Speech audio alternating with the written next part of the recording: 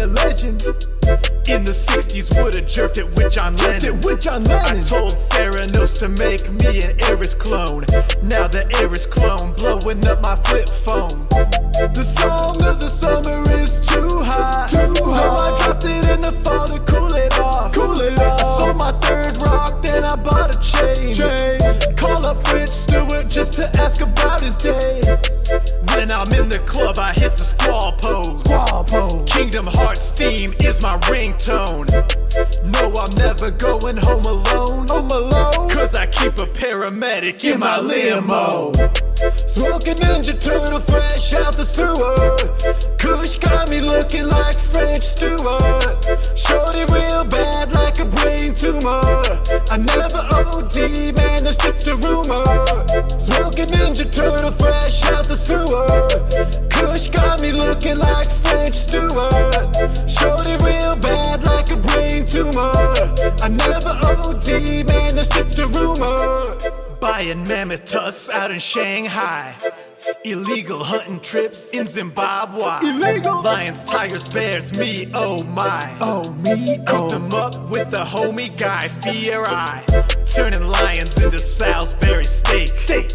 Bear pate with the capers on the plate.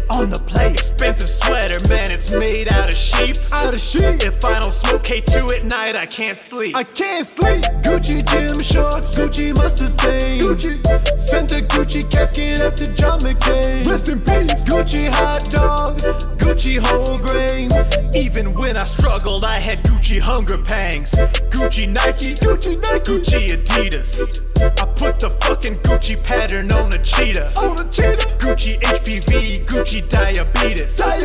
Gucci TED Talk with Gilbert Arenas. NBA. Smoking Ninja Turtle fresh out the sewer.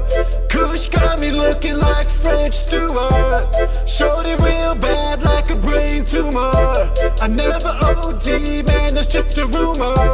Smoking Ninja Turtle fresh out the sewer. Kush got me looking like French Stewart. Shorty real bad like a brain tumor. I never OD, man, that's just a rumor. Smoking Ninja Turtle fresh out the sewer. Kush got me looking like French Stewart. Shorty real bad like a brain tumor. I never OD, man, that's just a rumor.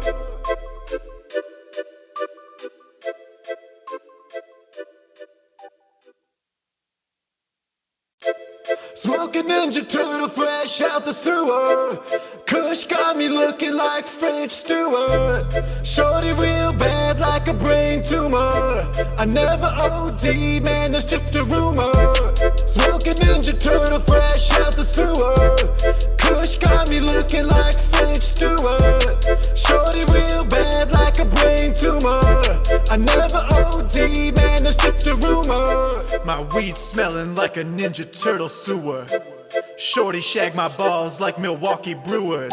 I'm so rich, man, I got like 50 credit cards. I keep a Grinch in a cage made with gold bars. I was born to be a legend. In the 60s would've jerked it with John Lennon. I told Theranos to make me an Eris clone. Now the Eris clone blowing up my flip phone. The song of the summer is too high, so I dropped it in the fall to cool it off. I sold my third rock, then I bought a chain. Call up Prince Stewart just to ask about his day. When I'm in the club I hit the squall pose. Kingdom Hearts theme is my ringtone. No, I'm never going home alone. Cause I keep a paramedic in my limo. Smoking Ninja Turtle fresh out the sewer. Kush got me looking like French Stewart. Shorty real bad like a brain tumor. I never OD, man, that's just a rumor. Smoking Ninja Turtle fresh out the sewer. Kush got me looking like French Stewart. Shorty real bad like a brain tumor. I never OD, man, that's just a rumor. Buying mammoth tusks out in Shanghai. Illegal hunting trips in Zimbabwe. Lions, tigers, bears, me, oh my. Cooked them up with the homie guy, Fear Eye. Turning lions into Salisbury steak. Bear pate with the capers on the plate. On the plate. Expensive sweater, man, it's made out of sheep. Out of sheep. If I don't smoke K2 at night, I can't sleep. I can't sleep. Gucci gym shorts, Gucci mustard stain. Gucci sent a Gucci casket after John McCain. Rest in peace. Gucci hot dog, Gucci whole grains. Even when I struggled, I had Gucci hunger pangs. Gucci Nike, Gucci Nike, Gucci Adidas. I put the fucking Gucci pattern on a cheetah. on a cheetah. Gucci HPV, Gucci diabetes. Diabetes. Gucci TED Talk with Gilbert Arenas. NBA. Smoking Ninja Turtle fresh out the sewer. Kush got me looking like French Stewart. Shorty real bad like a brain tumor. I never OD, man, that's just a rumor. Smoking Ninja Turtle fresh out the sewer. Kush got me looking like French Stewart. Shorty real bad like a brain tumor. I never OD, man, that's just a rumor. Smoking Ninja Turtle fresh out the sewer. Kush got me looking like French Stewart. Whenever I prep it, we're live now, and I really don't know what to do, so I just kind of like raise my hands in like a what up motion, you know? But we're live now. What's up, Dan? What's up, Hesse? We're live with Lore Club. We're wrapping it up here. We're getting the last god. So we've had 8 people here make 8 gods. Oh, I got to do the main thing, too. I got to tweet the thingy. I'll retweet it. Oh, thank you so much. You're welcome. Aw. So we're at the like final stretch here. We've had 8 people so far. We've made 8 gods. 9 seemed like a solid pantheon to me. I stuck with 9. So the last god we're going to do here is going to be created by Hesse. So Hesse, you do have some backstory stuff. Because you are the last one, it's definitely gone a little bit off the rails. I feel like I need to explain the universe a little bit. But after we do Hesse, we're going to do the very first kingdom with Dan. So this is going to be the first major kingdom. We're thinking like sort of like Babylonian style kind of stuff. In the setup of this campaign, we're running 5 campaigns, right? One's going to be kind of Bronze Age, and it's going to progress through time till we get to like late medieval, right? So on some of the stuff, you may be asked to roll when an event's going to happen, and it's going to have that in there. But we're going to have a lot more stuff. With the kingdom, you're going to be the first one to show up. You're going to be in the first campaign. We're also going to have the way that we're connecting the last god to the mortals is through that kingdom. So Hesse's going to roll. The last thing she's going to roll is her connection to the first kingdom, and we're going to start going. In terms of backstory, so we have 8 gods so far. Let me pull up the list of the 8 gods here. All right. We got Murtu. I'm going to do just spark notes. So if anything that you guys say has already been said by them in some crazy way, I will just interrupt you, because if I tell you everything about this, it's going to be too much. Murtu is the god of death, peace, and dreams. He's an interloper god. He killed a bunch of gods that he was friends with to come here to this basically virgin world with humans in it, and he took over and was like, I'm the head honcho, I'm the head of the pantheon. So he taught people how to die. He went into their dreams, and he went to the very first caveman-like people and was like, listen, you guys are fucking up. You need to bury your dead. And they started burying their dead. Once they started burying their dead, an afterlife started to happen. We'll get into that later, because your dad, Hesse, is going to be a key part of the afterlife. And we had Oki. That's a cool guy. That's a cool guy. He's a cool guy. Not bad. Then we have Zoth, who's the god of water, beasts, and life. He is a wine-colored ocean that has no physical form other than being an ocean. He does not believe in the idea of death. All he cares about is proliferating as much life as possible. He has a bunch of sentient sea creatures, the carp, which are basically the same culture as the Gungans. We realized as we were creating the carp that we had accidentally created the Gungans. No exaggeration, they look like the Gungans. They live in underwater sea cities that have marvelous architecture, and they rarely go above the ground, but they're very friendly. So they have Gungans. They also have a sentient race he made called the Ursku, which are like mean fish people. right? Then we have Coldwell, who is Andrew. That's the god of darkness, revenge, and revelry. He's a revenge god that used to be a mortal person, and then everybody started praising him because he got done so dirty. Ein Sof. Oh, go. That was Andrew. Yeah, that one was Andrew. That tracks. That makes sense. Honestly, very on the nose for every single person who has done this. Insanely on the nose. The only person that really wasn't on the nose was Elliot, and Elliot made a steampunk woman because of that. Oh, period. Coldwell is a goth guy. He's very pale, black stuff, revenge, revelry. He's like the Bacchus too. He likes to party. He's got a parallel world, which I forgot what it's called, that he hangs out with the gods and parties in. Ein Sof was Zeke. He's the god of air, madness, and time. He closed off the sky, so you cannot physically go into space. If you go high and high into the air, it becomes a sort of math-like fractal where you are trapped in the material realm. Wad was Patches. He's the god of earth, agriculture, and suffering. He used to be very beautiful. Now he's covered in tumors. He's ugly. His face is like a little handsome, but the rest of his body's weird and misshapen. The main thing about Wad is that he thinks everything he makes is cool, and everybody hates all the shit he makes. He made a race called the Mandragora, which are basically torso people that grow out of the ground. And their defining attribute is that they're kind of confusing and off-putting. Like, what Patches said is if you go to shake the hand of a Mandragora, he'll go to dap you up. And then if you go to dap you up, he'll shake your hand. And then he'll take a step closer and stand too close to you. Like, they're off-putting creatures that everyone seems to dislike.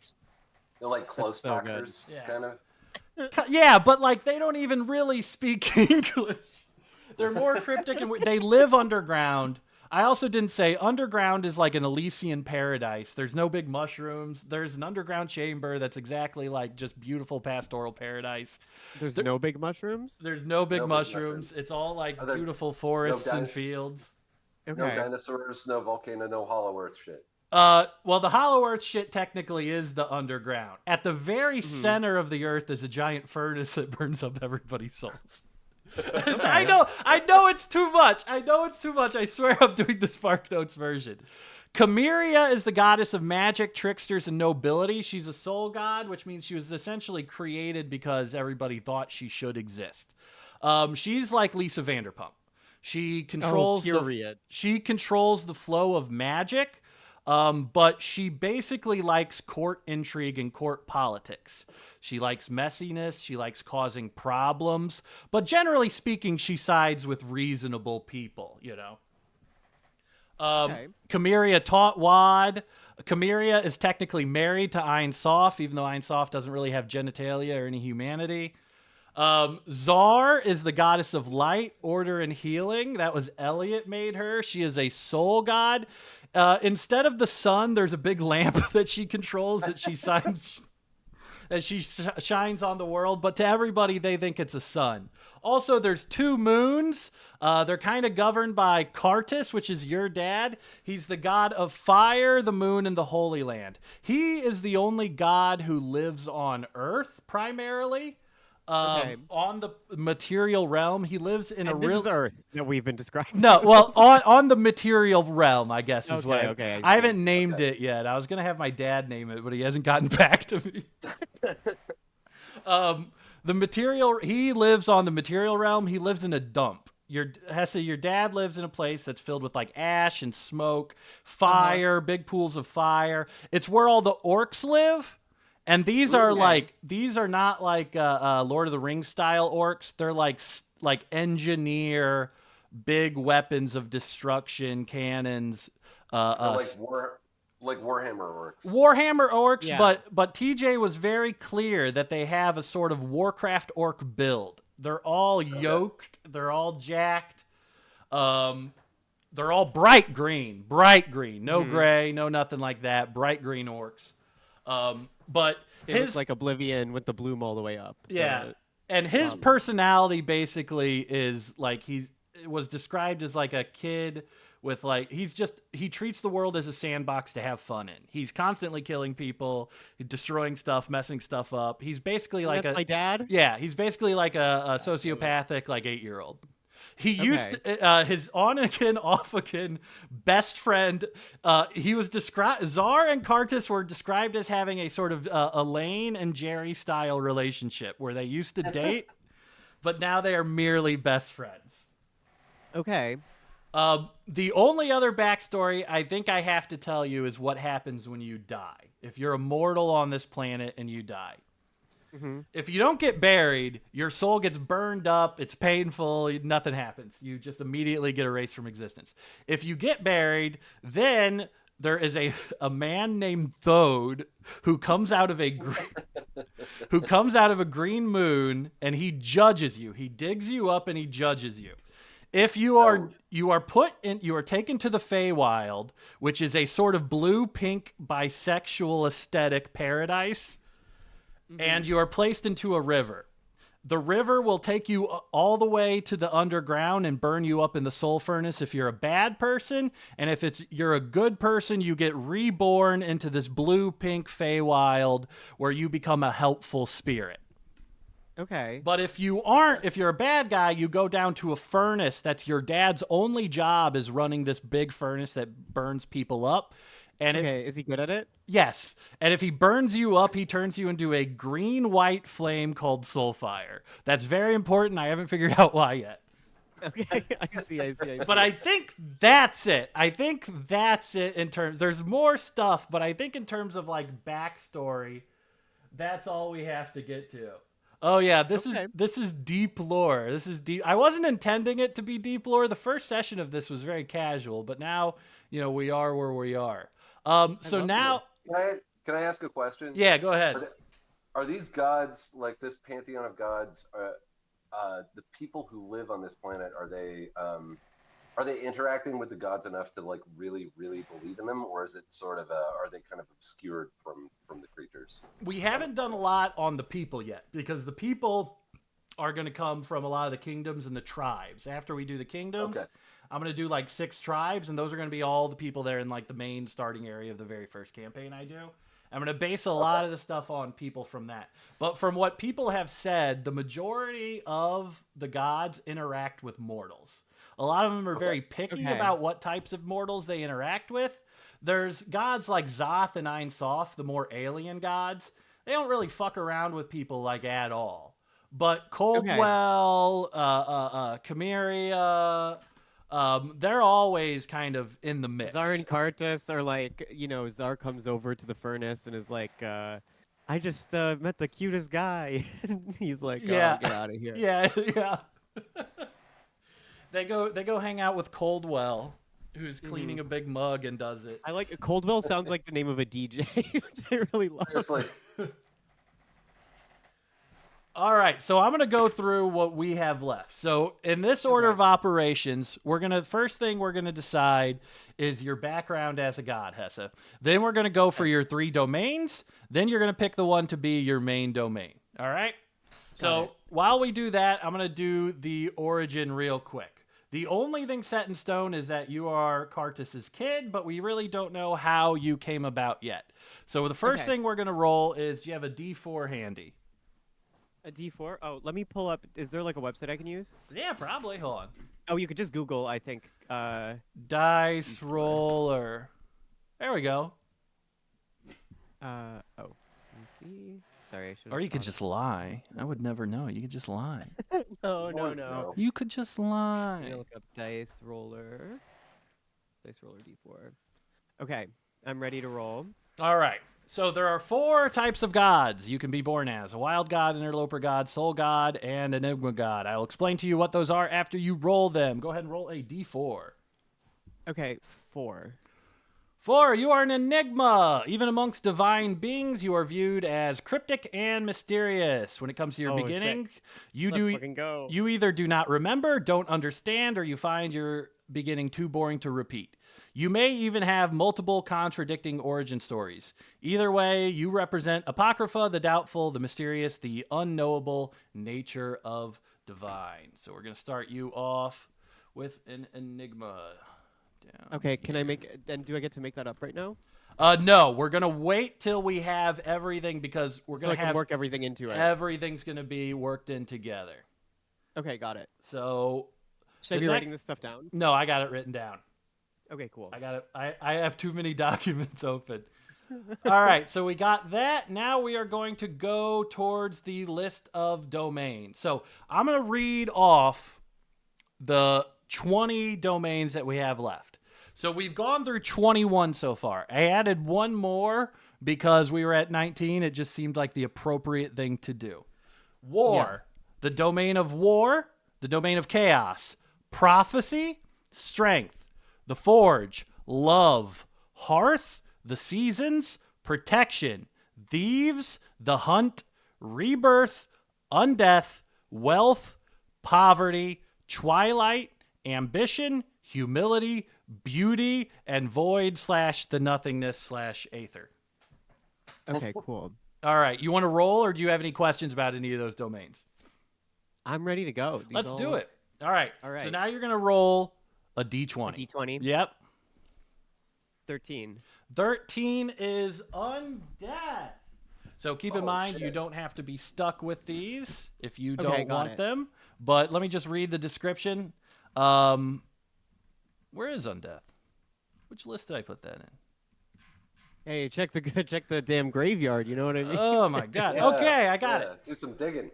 You rule over the divine domain of undeath. You are responsible for creating undeath as well as magical creatures that represent the most pure manifestation of undeath to your god. What is undeath and why did you create it? What are the undead weak to? What are they resistant to? And can undeath be cured? So do you want to stick with undeath or do you want to roll for a different one? I like undeath, and I think maybe I can use this to come up with something for these soul flames or whatever. Oh, yeah, that could work. All right. First one we're going is undeath. All right. Second, go ahead and roll me another d20. Okay, show me the money. 14. 14 is going to be wealth. Let's take Period. a look at... Is that good? I don't know yet. I don't know. No, the word period. Well, it's more like, oh, that's that's. Oh, it's it. like That- an that imperative. happened. Oh, okay. Yeah. Sorry, I'm trying to become a gay icon. Okay, it's working. I'm trying. I guess I'll learn the lingo. All right, you rule over the divine domain of wealth, gambling, and treasure. Mortals often seek your blessing, often as a last resort. You created a series of small magic artifacts that granted minor wishes. The larger a blessing requested, the greater the risk of a curse. How do you bless mortals, and how do you curse them? That's really fun. All right, you want to stick with wealth, or you want to go with something different? Can I roll all three and then see if I want to undo any, or is that not fair? No, not how that's it's done. complete. I mean, there's really no fairness in this. You know, it's really Okay. it's really kind of an arbitrary thing. So Yeah, I'd say, I'll- yeah, I'm completely okay with that. Okay, cool. All right, let's go for another one. D20. 7. 7 is the hearth. Let's take. Okay. All right. You rule over the domain of hearth, home, and family. While all mortal beings celebrate an important holiday in your honor, it is especially celebrated amongst the sentient humanoid species that you create to best exemplify this domain. So you get to keep, if you stick with hearth, you get to create a playable race. Okay. that's fun. Okay, I kind of like. You know what? Hearth was like looking at the list at the beginning. I was like, this. I hope I don't get Hearth. But looking at it now, I'm like, this is pretty. Because also it fits thematically. Because my dad runs the furnace. Yeah? It's like a Hearth is Oh, kind of yeah. like a furnace, you know. Earth and home. Yeah. So I am thinking maybe I re-roll I'm gonna re-roll. Which one did I do? Well. Oh, okay. Yeah, let's do that. Okay. Okay. Cool. So go ahead and roll that for me. 10. 10 is the. Well, actually, you get to just, if you want to re-roll it, you just get to pick one. Oh, I Yeah, can pick one. you can do thieves if you want, but you can if you re-roll it, you just get to pick one. Anything out of this list of Okay. if you have it pulled up, war, chaos, property. You know what? Just let me know if you want me to copy and paste it for you. Okay. So right now I got undeath. Right now we Hearth. have undeath and the hearth, which is a good combo, family and undeath. Yeah, and I'll do nothingness. Looks like a fun one. All right, let's do that one. All right, so we're gonna do And maybe I'll be like a nothingness. housewife who feels nothing. The is like a zombie, and like the heart. All right. Okay, so then we're going to have the ninth god will be the god of undeath, the hearth, and nothingness. Yeah. That's a pretty good combo. All right, let's look at the list here, see what else we have to do. Do you want to start answering questions, or do you have an idea of an appearance and a name, or do you want to go ahead and we can start working our way through the stuff, and then you can figure out the name and the appearance later on. I think for name, I'm liking the name Enya right now. Enya, Yeah. spelled as an Enya. Yeah. Gotcha. Like the singer. All right, we got Enya. All right, so what we have for Enya is that she's an enigma god that we know somehow intrinsically Cardis is her father. But other than that, we really don't know how it happened or what it happened. We know that she rules over the domain of undeath, created undeath, is going to create a sort of specialist type of magic undead creature that will sort of be like your... in Lord of the Rings, what are those guys? Those kings that are mad and they whisper. What are those guys? Oh, the you know those guys. You get to make those guys. Yeah, the Shroud guys. Shroud, The yeah, Shroudy Shroud, guys. yeah. Yeah. They're based off that streamer, right? Yeah. Yeah, I think so. Nazgul. Nazgul the streamer. Nazguls. Yeah, great Yeah. streamer Nazgul. Yeah. Um, Nazgul. I can't believe you said that on the stream though. Oh man, I'm gonna get. I can. They're gonna be totally coming. Nazgul's fans are gonna be killing me, man. No, they're coming for us. All right, so with the hearth, you're going to create a holiday. You're going to create a widely celebrated holiday that's going to incorporate undeath somehow. And then nothingness, you're going to create a holy order. You're going to create a holy order that is dedicated to the concept of the space between stuff, the void, empty space. Whatever your god's interpretation of that is canon. All right? Mm-hmm. So which one do you want to... Do you want to start with undeath? Or do you want to pick which one's going to be your main one? I think nothingness is a good main one. All right, so we're going to go principal forced. Like, you know, you're in charge of the hearth. You're in charge of undeath. But the main thing you draw your power from is the idea of nothingness, is the ether, is like this idea of the vacuum, right? So whatever your interpretation of that is canon. Okay, cool. Do you want to start by talking with nothingness first, or do you want to work our way through it in order? I think I'm just gonna leave it completely blank. There's nothing there. Nothingness? Yeah. That's very enigmatic of you. Okay, so nothingness is it's kind of like I think it's probably gonna be like a base type vacuum that is it can exist like physically in the world, but being present in it is you kind of become part of it, and it makes you forget everything, and you're just like there's no time, there's no it's like a black hole kind of. Okay, so like the like if you could get sucked into this hypothetical vacuum, then you would just kind of cease to exist as an individual. Your form would still be there. You'd be absorbed into it, but you'd really you become nothing mentally. Technically, you'd be floating around before time starts. Does your you know what I mean? Yeah. Does your consciousness become nothing? or are you like aware? That's a good question. Yeah, what is your consciousness as a god? Is it completely unaffected by the vacuum? Oh, my consciousness? Yeah. I'm very forgetful. Um, I'm very forgetful. I am depressed. Mm. Uh, Aww. yeah, Aww.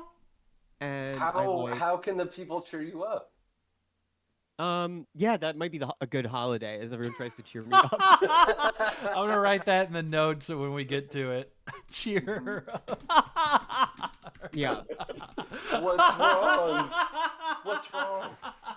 yeah. And technically, the vacuum of like the void in which time has not begun yet, and the universe has not begun yet, and basically the void, it's contained within a 1950s style housewife vacuum that I have.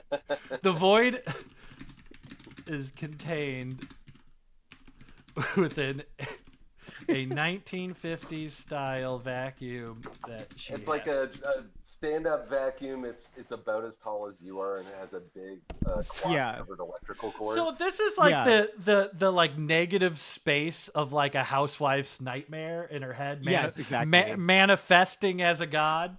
Mm-hmm. Exactly. Yes.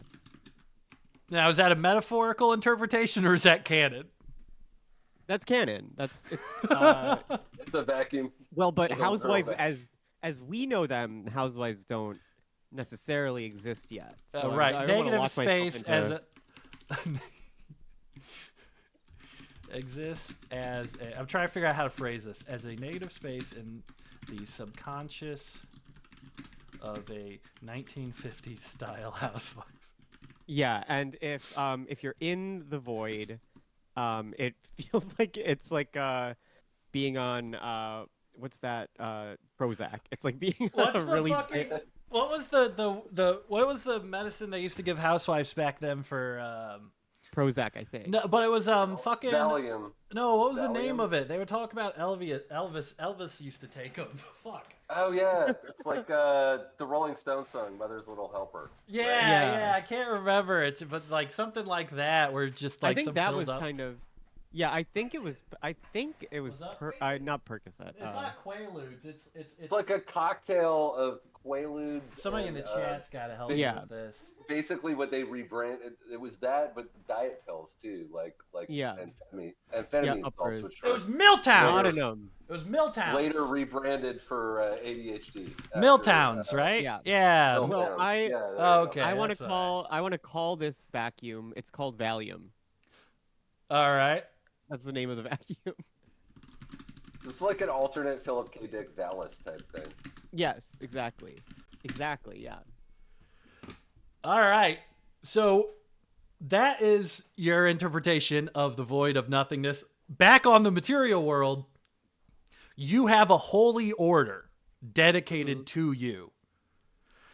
Either Yes. monks, knights, paladins, warriors, scholars, however you want it to be. You have a holy order dedicated to you. Uh-huh. What does this holy order want to accomplish? And what is their name? What do they do? What do they look like? Give me like a brief synopsis of this holy order that'll be dedicated to you. Okay. So they are kind of like they're like nuns kind of. And they're like they're kind of like the Vestal Virgins, but they're dedicated to having joyless sex, and with one man. Oh, Yeah, they're gonna be the only semblance of like a housewife or they're this marriage in this okay. world. So is one they of these exist. nuns. These Like, nuns do you need exist. one man for each of them, or there's just one man for the entire order? There's one. There's one. I was so fucking hoping you would say there was one. Can I say what like literally There's gonna happened be in one my, guy. There's gonna be when one you man. said that? I literally started envisioning like a man in my head, but like who, and then like in my hand, I just saw him gaining weight. Like obviously this guy's. I just saw a man rapidly ballooning in weight as I was trying to think about him. Yes, The they call fucking- him. He's like the The royal. Unsatisfier. Why do they do this? Unsatisfier. The name, the The satisfier. Unsatisfier. And what he does is he has like he just fucks and they make him food and he just gets big, like fatter and fatter and fatter and What- more and more like What happens when he uh, dies? cheese. Well, that's the goal, is that he gets so like fat and satiated that he dies. And when uh when he dies, he goes he has the bad ending of the afterlife. He goes to the bad one. But He goes straight to the furnace then. yeah, he goes straight to the furnace. And I use his soul flame to light a cigarette. How long is the standard life cycle of an unsatisfier from like initiation to furnace? It's like 20 years. It doesn't Okay. take, or like 10 years. It's 1 year. So they can maybe. see the soul flame, like once 1 every year. 20 years, they see the soul flame like bursting out of the top of the temple, and they're like, "Oh, I guess the Satisfier died." Yeah, it's like a big chimney that looks like a big Virginia Slim cigarette. It's Okay, lit. where's this order at? Because it's gonna be treated very differently if it's at the top of a mountain versus if it's in a city. Because if it's in a city, this could devolve to some Roman level degradation. It's in the city. It's got to be in the city. Oh man. I'm gonna say it's just gonna be in whatever kingdom Dan makes. Yeah. Nice. It's in whatever kingdom Dan makes, and it's in the suburbs of that kingdom. The suburbs. I love the idea of like fucking Babylon having suburbs, Yeah. cul-de-sac outside of the temple. Yes. Well, not everybody can afford to live downtown and near the hustle and bustle, you know, near Yeah. the great soul furnace. Ugh. Absolutely. All right.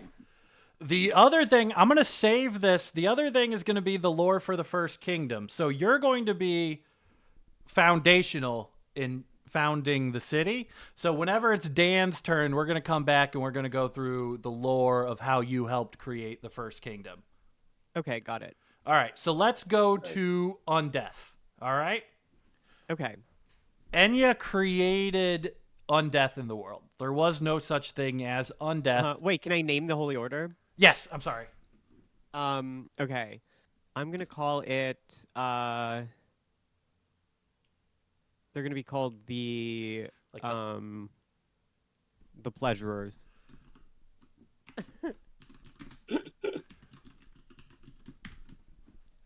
I bet there's for fucking Halloween every year, everybody dresses up as the Unsatisfier.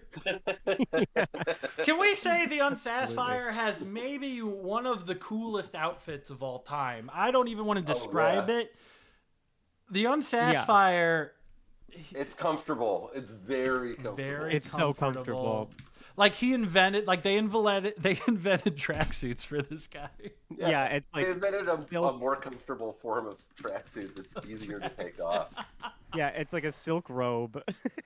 It's like It's like a silk tearaway robe. Nothing. tracksuit. The Yes, it's a Unsatisfier tearaway. is such a fucking good character. Nothing would impress this guy. I know he's so. It'd be he's fucking impossible to talk to the Unsatisfier. I know he's like on paper he would be so happy, but he's completely. He'd You be know. Donald Trump. Yes, exactly. He's basically not- Donald Trump. He's not aware of the fact that he's unsatisfying. He thinks he's No, Oh my absolutely God. not. Do you know how? And then Do you know his how life fucking ends good? Just one day, just heart attack, like just fucking clogged arteries. If just Donald life Trump ends. was the Unsatisfier. Mhm. He could be for a year. Oh man! All right, yeah, and then you go. I do like the idea that the Unsatisfier creates a lot of fuel for the Hell Furnace. Yes, and the Unsatisfier is he's selected with like an athletic tournament every year. in the city. So he starts out as like a really hot. Yeah, he starts out really hot and really. Like, So it's sexy. just like pro athletes in real life after they Yes. retire. Exactly. It's like he's like a high school football star who becomes like a total. Guys of that shit. turn Like, 33 and they've had 4 milkshakes a day for their entire lives, and now they're not burning 3,000 calories a day anymore. I fucking love that shit. Like, do you know, like, I'm a tall guy. It's hard to, like, gain, like, a lot of weight fast, but, like, fucking, like, 7-footers will get out of the NBA and go up, like, 90 pounds. yeah. It's beautiful. You All know, the pleasurers are making just like freak shake after freak shake. Oh, to, dude, they are Yes. going nuts on freak shakes. Yeah, they're Oh, making man. like Dunkin' Donuts style drinks with like 12 sugars. Like mostly I fucking mostly love. syrup. Yeah. I love these like weirdly like passive aggressive housewife religion. All right, let's go to undeath. All right. You created undeath. The reason Yes. why Um and how, I guess. because the pleasurers, I saw their after they started worshiping me in this way. I don't really like it anymore, and I was like, okay, this is kind of sad. So You're like the fucking third god who has gone, I don't like what they're doing anymore. yes, exactly. But I think I find it necessary, because I need to keep my cigarettes lit. So, let me think. Can I ask you a question about the cigarette? Yes, absolutely. Is it a special brand or does it look cool? It's a Virginia Slim, of course. It's a Virginia Slim. Yeah. I mean, it looks like cool and like thematic for the city. So like, I mean, it sounds so far that your goddess is iconic. Is if Yeah. okay. definitely, yeah. I believe I'm using that one good. Period. Yes, period. I'm gonna be a gay. That's so easy for me to be a gay icon, man. Yeah, absolutely. So easy. So Undeath is called it's called The Separated.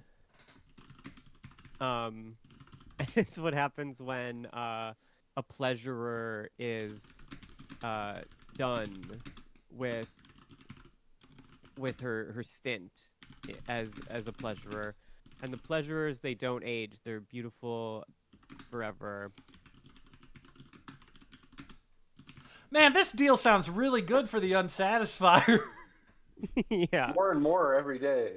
Yeah. I don't know a damn. Like I understand that he gets burnt up to light a cigarette, Yeah. but other than that, That just makes sense too, because if you that like high school science experiment where you light a macadamia nut on fire, and it's like, or you light a nut on fire, it's like the nut oil just like burns and burns, and like high fat nuts burn longer and longer. That's the unsatisfier. He's like 80% body fat. It's like burning whale oil to light a candle. Yeah, the bigger they can get him, the brighter the flame. I like him being so big they gotta just stomp on him to get him in that furnace. And stuff him in there. Well, that's your dad's job. Oh yeah, he's good. absolutely. He'll get him in there. Yeah, he's got a big stick. Honestly, when I was talking to He's like, TJ, fuck, this is the worst day of work every year. The unsatisfier. when I was talking to TJ, the only thing he was really seemed to care about was working that furnace. Yeah. He's just a guy that works in a boiler room, just on a divine scale. And the day the unsatisfier dies, no one else can be put in the furnace. So everyone has kind of like the purge. It's like a backlog. So if you're a bad person and you die the same day the unsatisfier dies, you just get a pass? You get a free pass, yeah.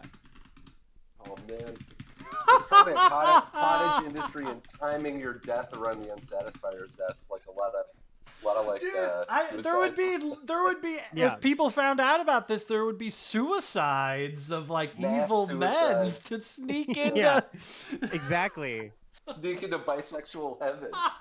Yeah. so we can meet the frogman who will dig me up from my grave and either burn me or send me to paradise.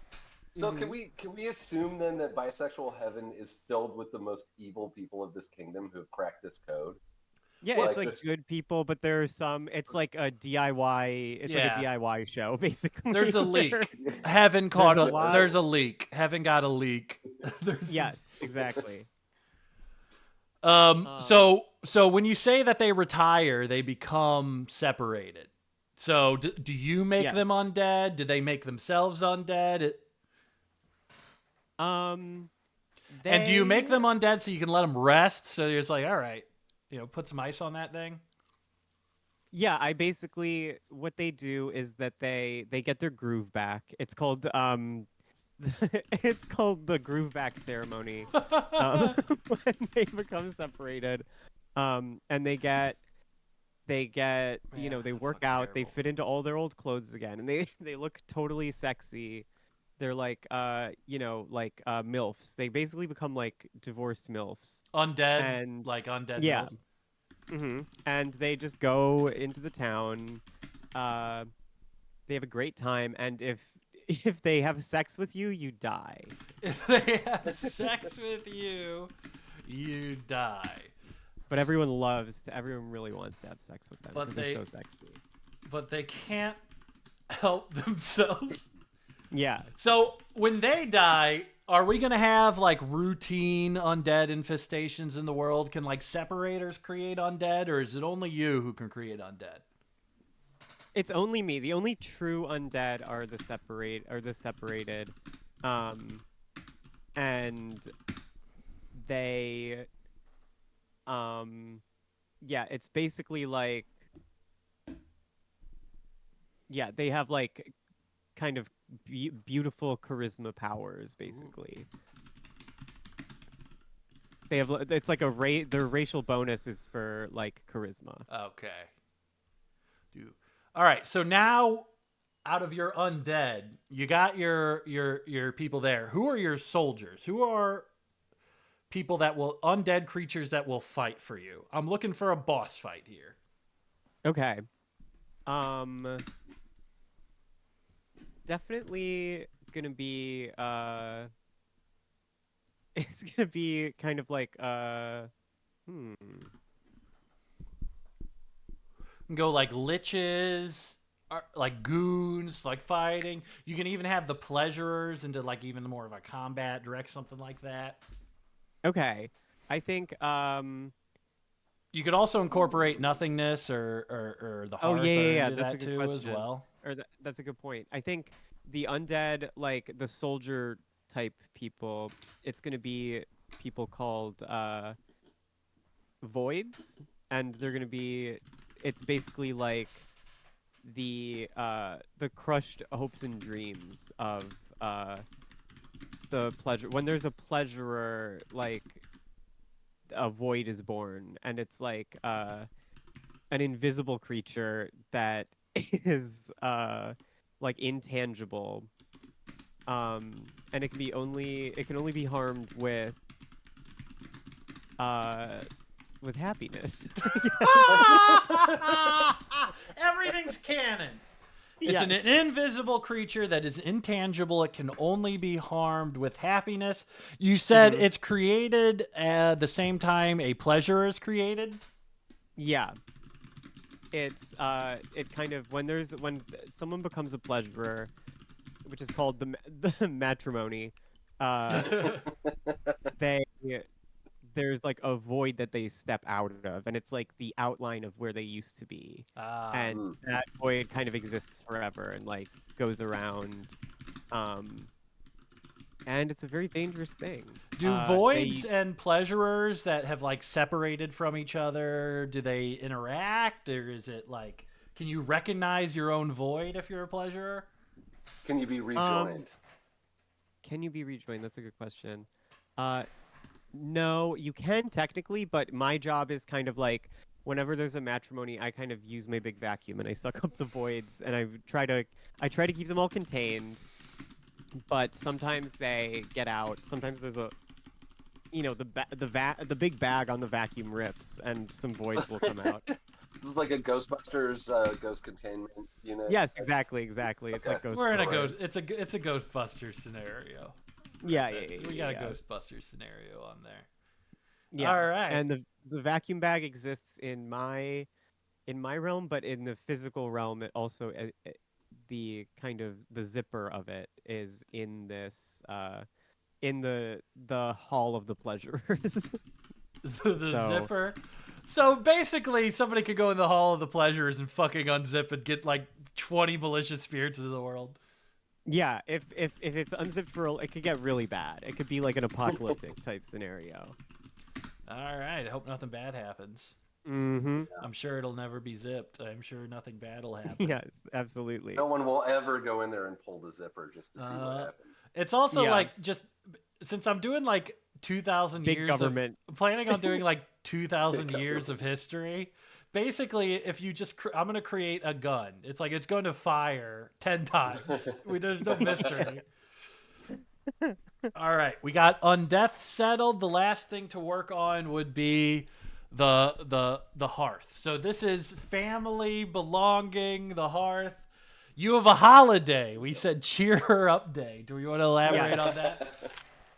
What are some of the traditions that are done on cheer her up day? What cheers up Enya? Turning the heat up. Yeah, turning up the heat. Shows. They perform plays for me.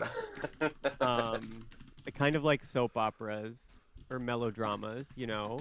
And if during the shows it starts to rain sometimes if they make me emotional, and that's like a sign that the show is doing really well.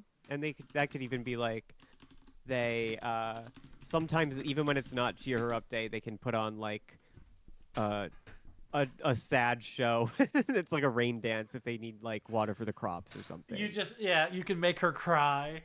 Yes, exactly. How is she easy to make cry? It depends She's on quite her mood. depressed, I guess. Yeah, she's kind of like Prozac'd out. She's kind of zombified, so it's a little tough. Yeah. It's got to be a really good. It's got to be a really good display. Yeah. You know. Is there some kind of a back rub type ritual as well? Or Has Enya ever said to any of any other gods she's ever dated that your friends don't like me? Yeah. Has exactly. she ever does she have a giant hoodie that she just crawls into? Yeah, it's like Bridget Jones kind of. She eats ice cream out of a big pint-sized tin on the couch in a big robe. What would be a better name for cheer her up day? I think probably Maybe something with Enya's name in it. Enya praise or something. Enya-bration. Orinoco Day. Orinoco Day. Yeah. Orinoco Day. Orinoco. Like Orinoco Flow, like the song. Happy Orinoco Day. Yes. All right. Any food or any? Is it like a drinking holiday? Or maybe just I kind of like maybe just Orinoco. That's the name Orinoco. of the day. Gotcha. Yeah. So far, we have 2 holidays. We have Orinoco, and we have one where the holiday where all of the Mandragora come up from below ground and they try to get the humans to like them. Those are 2 holidays we have so far. And on Orinoco, they all the kids they go trick or treating. They can put on costumes and go Kids trick go or treating. trick or treat. Yeah.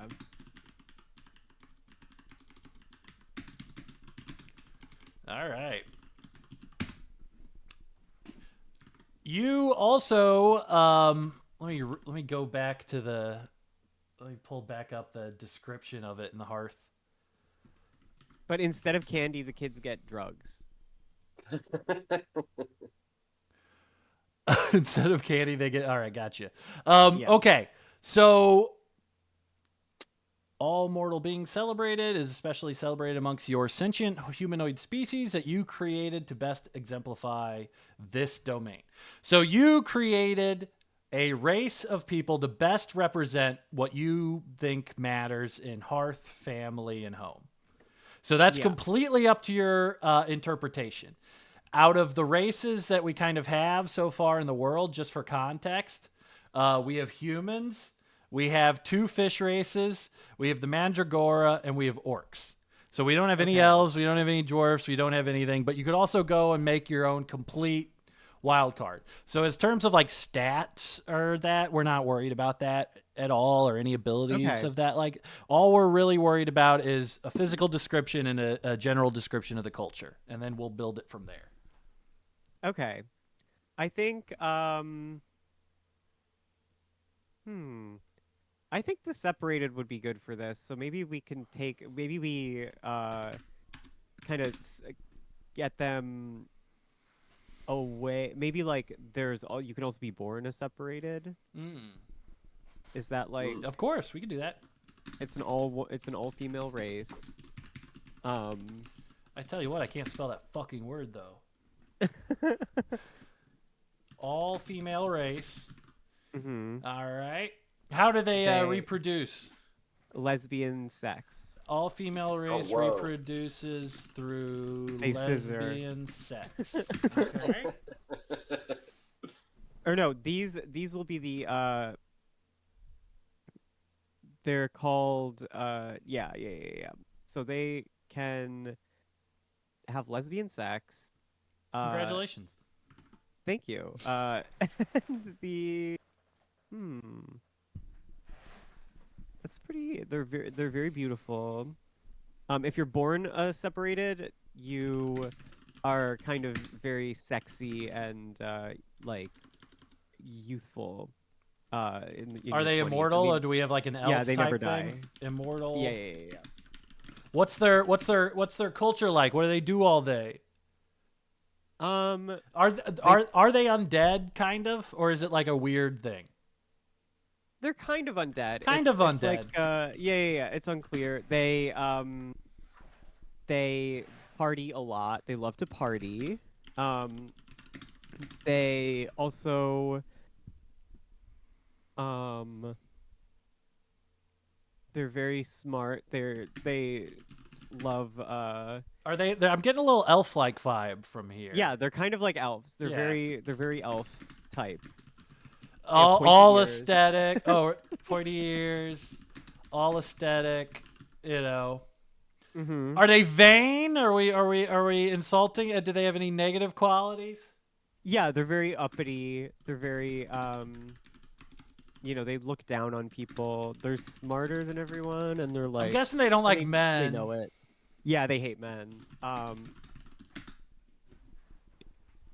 But yeah, the only the best pleasurers can become separated. But if you aren't born a separated and you become one, you are like a MILF.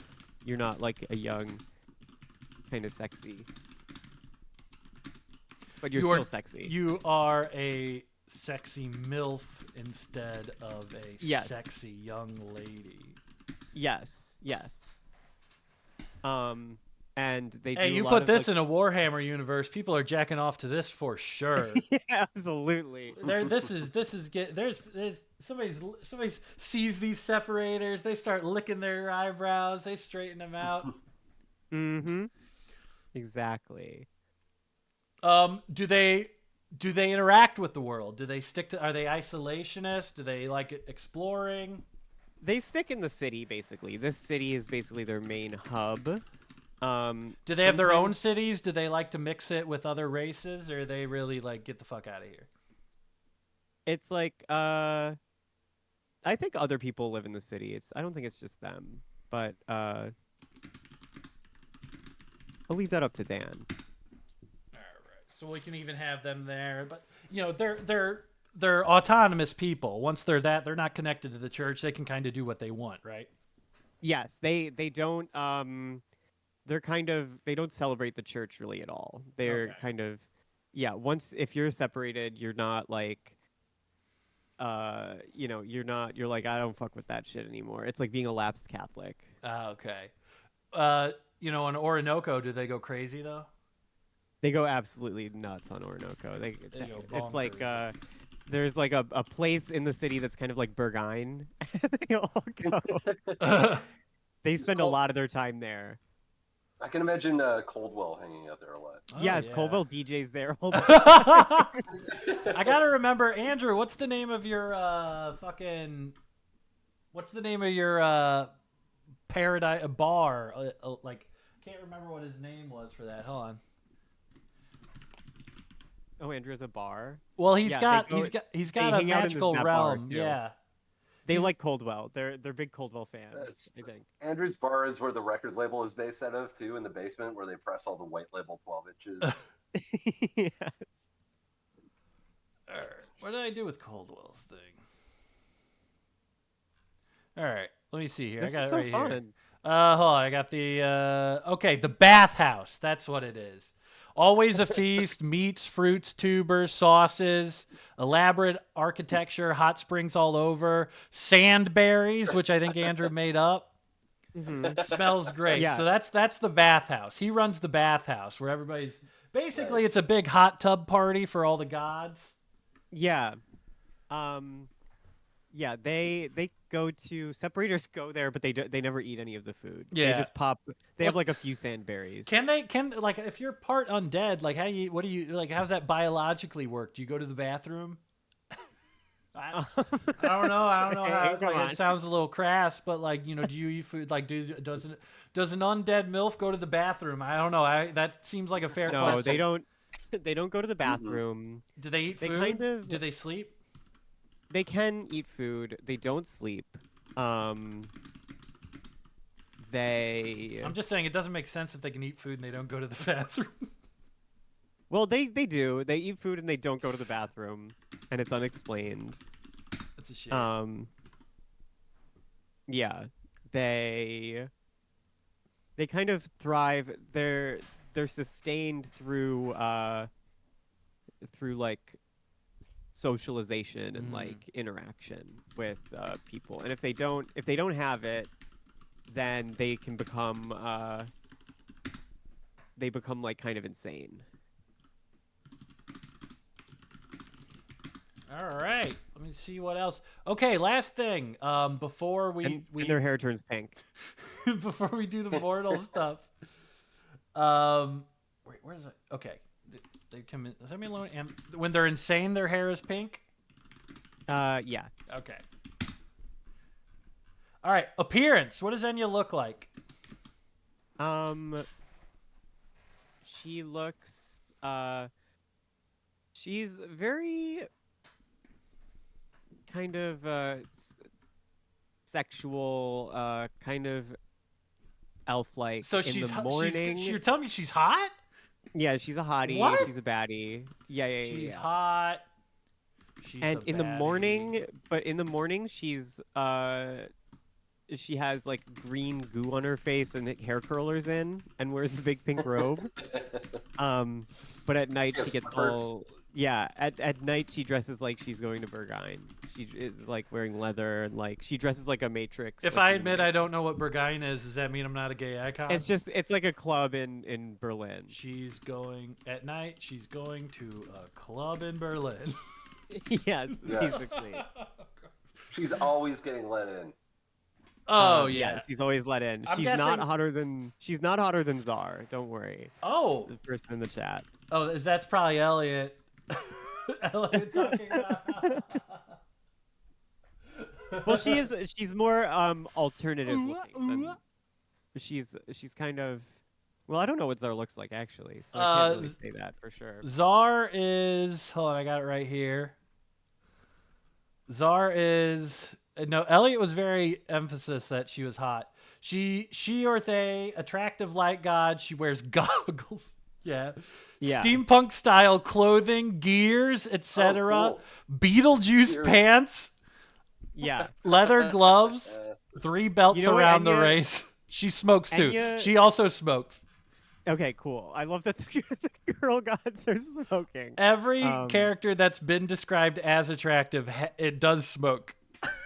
Yes. I do. Yeah, Enya. You know what Enya looks like is that Italian model that all the right-wing guys are like, if this was a 12-year-old boy in ancient Rome, I would fuck it. An I would fuck him so hard. Italian model that a bunch of Do you know what I'm talking about? right-wing guys. I do. Yeah. Is it just like? Is it like the when one I? who's like, this is what they took from us? Yeah, But exactly. is that like the exactly. thing where it's like a bunch of like guys who are acting like super masculine? They're like, I wish I could fuck that boy. Yeah. Basically, Okay, yeah. So Yeah. they. But it's a girl, actually. Okay. I don't know how My to. He is a statue girl. guys. Beautiful woman that a lot of men wish was a boy. They Yeah, could they all bang. wish she was. They all wish she was a boy, and it's unexplained. It's a weird phenomenon. No one understands why. Maybe that group of people is like the human male contingent of this city. So there's the separated. Yeah, and then yeah. Dude, it'd be Like so right-wing funny. rad And the- guys. Yeah. Yes, and the rest of the city are just Brad statue Thank you. PFDOs. Like, Yes. I like the idea of like a separated neighborhood in town and just like 12 guys with bouquets of flowers just waiting outside of it. Yes. being like, oh, shuffling their feet, just being like, oh, geez, oh. There's wizards. There's wizards who are just casting the spell message over and over to women like Romeo dialers. Yes, exactly. Show boob. Show boob, show just constantly getting by. A beautiful woman's constantly sweetie. getting just ambushed by psionic messages from wizards. Yes. Just astral projecting a version of themselves with 8 abs in her room. Get the fuck out of here. Yeah. I know that's not what you look like. At night, she's like just dressed like fashionably, I'm guessing. Yeah, she's slaying. Just crazy dress, bunch of jewelry, big ol' high heels, maybe sunglasses or something. You get the idea. Yeah. Whatever's in fashion at that point, basically. Well, she has her own style, you know. She's Yeah. not. She doesn't follow the trends necessarily. Right. I don't think she could. there a- She's like an undead family god, so. Is she Yeah. Is there undead a punishment little or at all? for- Is she undead? Yeah. What do you mean by undead? Well, like, Like you know, she- you were she was dead. alive and she died? Well, like, I don't know. Undead's always like, well, they're dead, but they can move around. They can do all the stuff living guys can do, but, you know, they're dead. Yeah, she can appear. She can show up on Earth. Yeah, okay. She can show up Is and there she a parties. punishment for like witnessing her in the morning? Yes, You know, it's definitely a huge punishment. You go blind. What is You it? go blind if you see her. Yeah, you go blind and your penis you can never get hard again if you're a man. If you see her in the morning, you go blind and your penis stops working. Yeah, Well, if you see her at night, you're hard the whole time. yeah, if you see her at night, it gets so You're hard. hard for 8 hours and you have to call a doctor. It gets so hard it falls off. You have to shake it out of your pants. Yes. Yeah. It turns to stone. All right, now I have some questions. We have all of the traits of your god has been figured out. Now I just have to figure out some questions of how you interact with mortals. Okay. What is the correct way for mortals to worship you?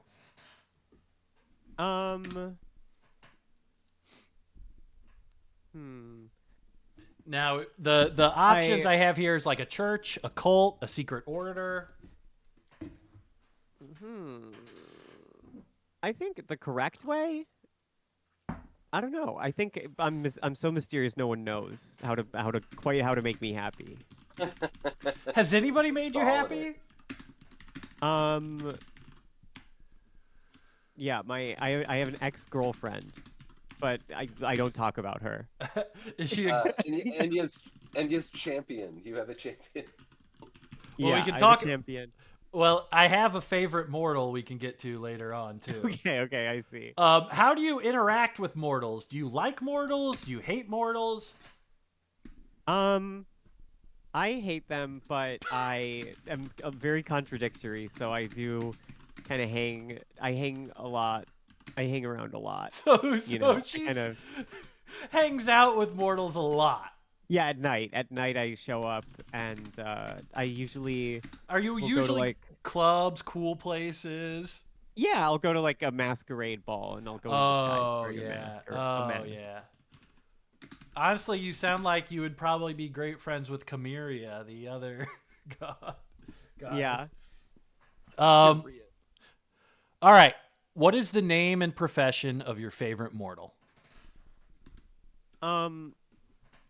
My favorite mortal is this. Hmm. It's probably. Does she? Maybe she really likes the Unsatisfier for some reason. I'm trying to think. I fucking love the Unsatisfier. I know the Unsatisfier is so cool. It's so cool. My favorite mortal is He's showing up for fucking all the time.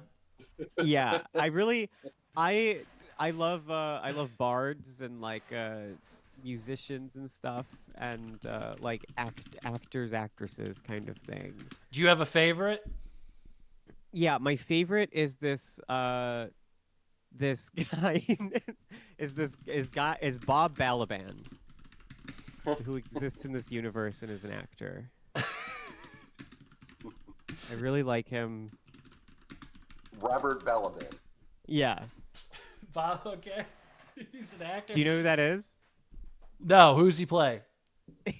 He's I'm trying to think who he plays. He's like Was it? let me look. What did I have written down? He's in like Gosford Park. Bob Balaban. Okay, he's got the little glasses. He Yeah, was he's in the guy love with with glasses. Elaine on Seinfeld, and he quit his job. Oh Yes. Yeah, he I plays Lloyd remember in that. Waiting for Yeah. Guffman. Okay, yeah. He's in Parents. What does she like about this guy? Does she, is it just his physical appearance or? No, he's just a great actor and he seems like a sweetie to her. He's a great character actor. and Oh, she finds it very people go attractive crazy and for smelling. character actors. Back Yeah, then. absolutely. Like Wallace Shawn also exists in this universe. And she Okay. also likes him. Wallace Shawn also exists. Yes. All right. When you There's were a bunch of character actors actually are in this bunch universe. of character. Who played the Bug in Men in Black? Not Vincent D'Onofrio. I did a campaign fucking like 4 years ago where I based all the NPCs off of like actors. I had I basically sent a bunch of pictures of the guys from Shaolin Soccer to Titus, and I was like, I want you to draw these guys as NPCs. So I had like all the guys from Shaolin Soccer, and then I had like 6 basketball players from the 80s. I sent them like Jack Sikma, and I'm like, make him an NPC. Yeah. But we John can do Goodman that. is there. Oh, yeah, yeah. John Goodman is there. Steve Coogan. Oh, yeah. All those guys. Anthony Hopkins. She really loves Anthony Hopkins. She likes character actors. Yes, yeah. And there are a lot of them in this Daniel universe. Day-Lewis, like Yeah, she's less keen on him. She thinks he's kind of corny. But Bit of she show likes she likes the guys who look like normal guys, you know? Yeah. When you're in the mortal Does she like realm, what Paul kind of Giamatti? stuff are you usually Yeah, doing? she loves Paul Of course Giamatti. she loves Paul Giamatti. Yeah. Can I- What kind of stuff am I doing? She's seen the movie Sideways somehow. I'm partying and I'm also like torturing men, Torturing men. sexually and emotionally. I'll like pick a guy at night and I'll just like ruin his night. And that can be anything from like making him fall in love with me and then breaking his heart to like putting a banana What peel kind of on guys his do you head. hate the most? Um If you like character actors, real looking guys, who do you despise?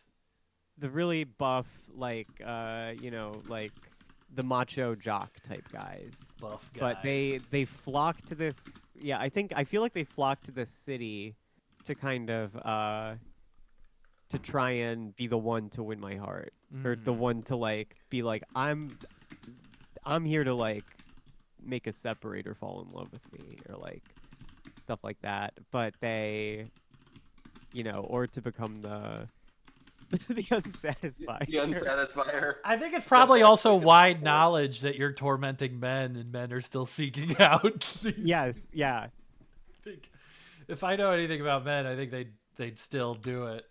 Yeah, they're masochists. Do you?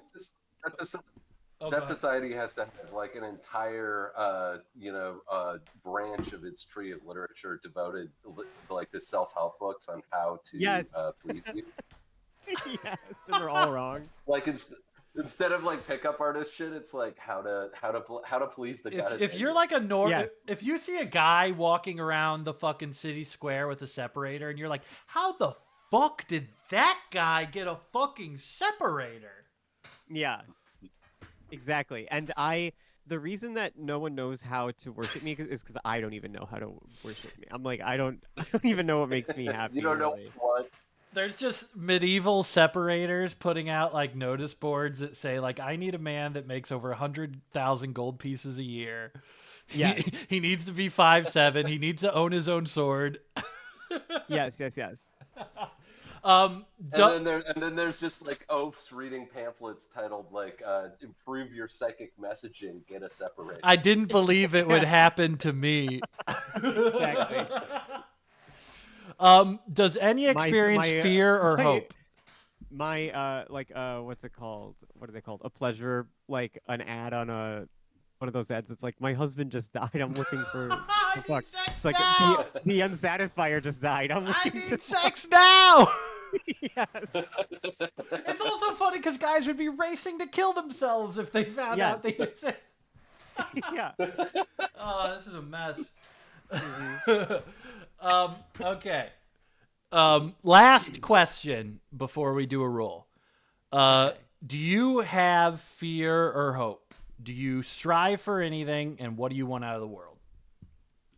I kind of strive for nothingness and kind of like uh I strive for peace, like Zen, kind of a Zen peace, but I don't even look for it really because I think it would be impossible to find, and in that way I'm the closest one to getting it because which is why I'm in charge of nothingness, and am kind of its steward in the world.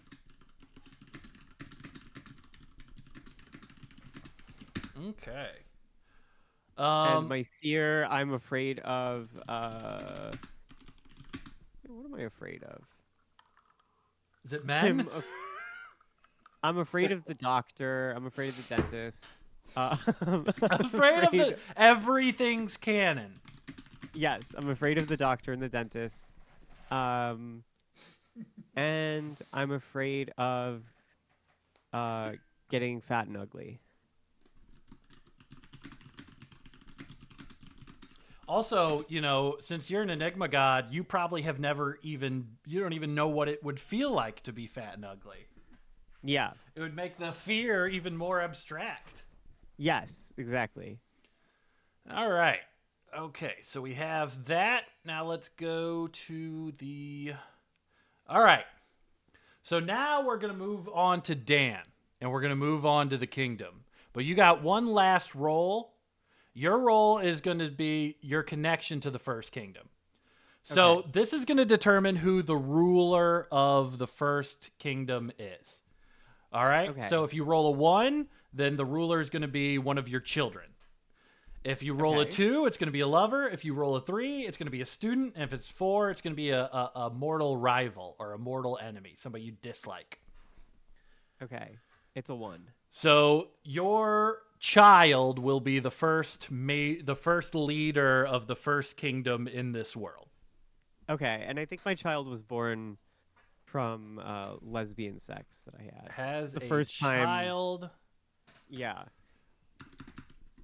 connection to first kingdom. Child born from lesbian sex. All right. I like how kinky I'm making this. You're Like- definitely been the horniest individual within the pantheon. There so needs to be far. a horny god. There needs to be a There horny needs god. to be a horny. Well, I mean, yeah. There needs to be a horny god. I mean, we've had sexual gods, but nobody who's really going out there looking to mix it up. You know what I mean? Yeah. This one's definitely that. All right. So then the ruler of the first kingdom is going to go ahead and be your child. So we will figure that stuff out first. We're going to move over to the kingdom builder. Dan, are you ready? Do you got some dice? I got some dice. All right. So the first thing we're going to decide from this kingdom is going to be the founding location. So order of operations for the kingdom builder. The only thing I don't have written out 100%, and I was telling you this beforehand, Dan, is some of the trait stuff. But with this stuff, we're going to go in this order. We're going to roll the location. What is going to be the founding location of this society, the area around it? We're going to roll 2 society traits. That's just going to be between cultural, militaristic, religious, magical, and trade and industrial. So you're going to roll that. So you could get trade twice. You could get industrial twice. You're going to have the same thing where you can override run. So if you absolutely want your kingdom to have a magical element too, you can override whatever you wrote and say it's going to be a magical kingdom. All right. Nice. After we do that, we're going to roll the form of government from a monarchy, oligarchy, democracy, tyranny. Regardless of what that gets, then you're still going to have the founder of the city, the ruler of the city, be related to Enya. Then we're going to do 2 cultural traits, and then we're going to talk about the foundational event of the city. So I think let's just jump into it. Let's talk about the founding location of this kingdom. Do you want to roll me a D8? D8. Let's see. D12. D8. All right. 9.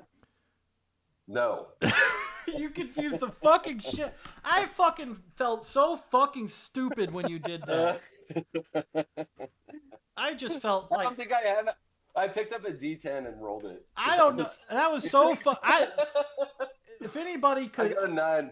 I got a +1. I feel like I made a You got a fucking crit crazy face. I don't know what kind of face I was making. If anybody's watching that, if you could clip the kind of face I made when he did that, because I felt a distinct panic when he said a D8 and he said 9, and I'm looking at fucking 8 things, just like the gears turning my head. I have an actual D8 now and not a D10. Yeah, let's go for it. It's a 6. It's a 6. Mountains. Yeah.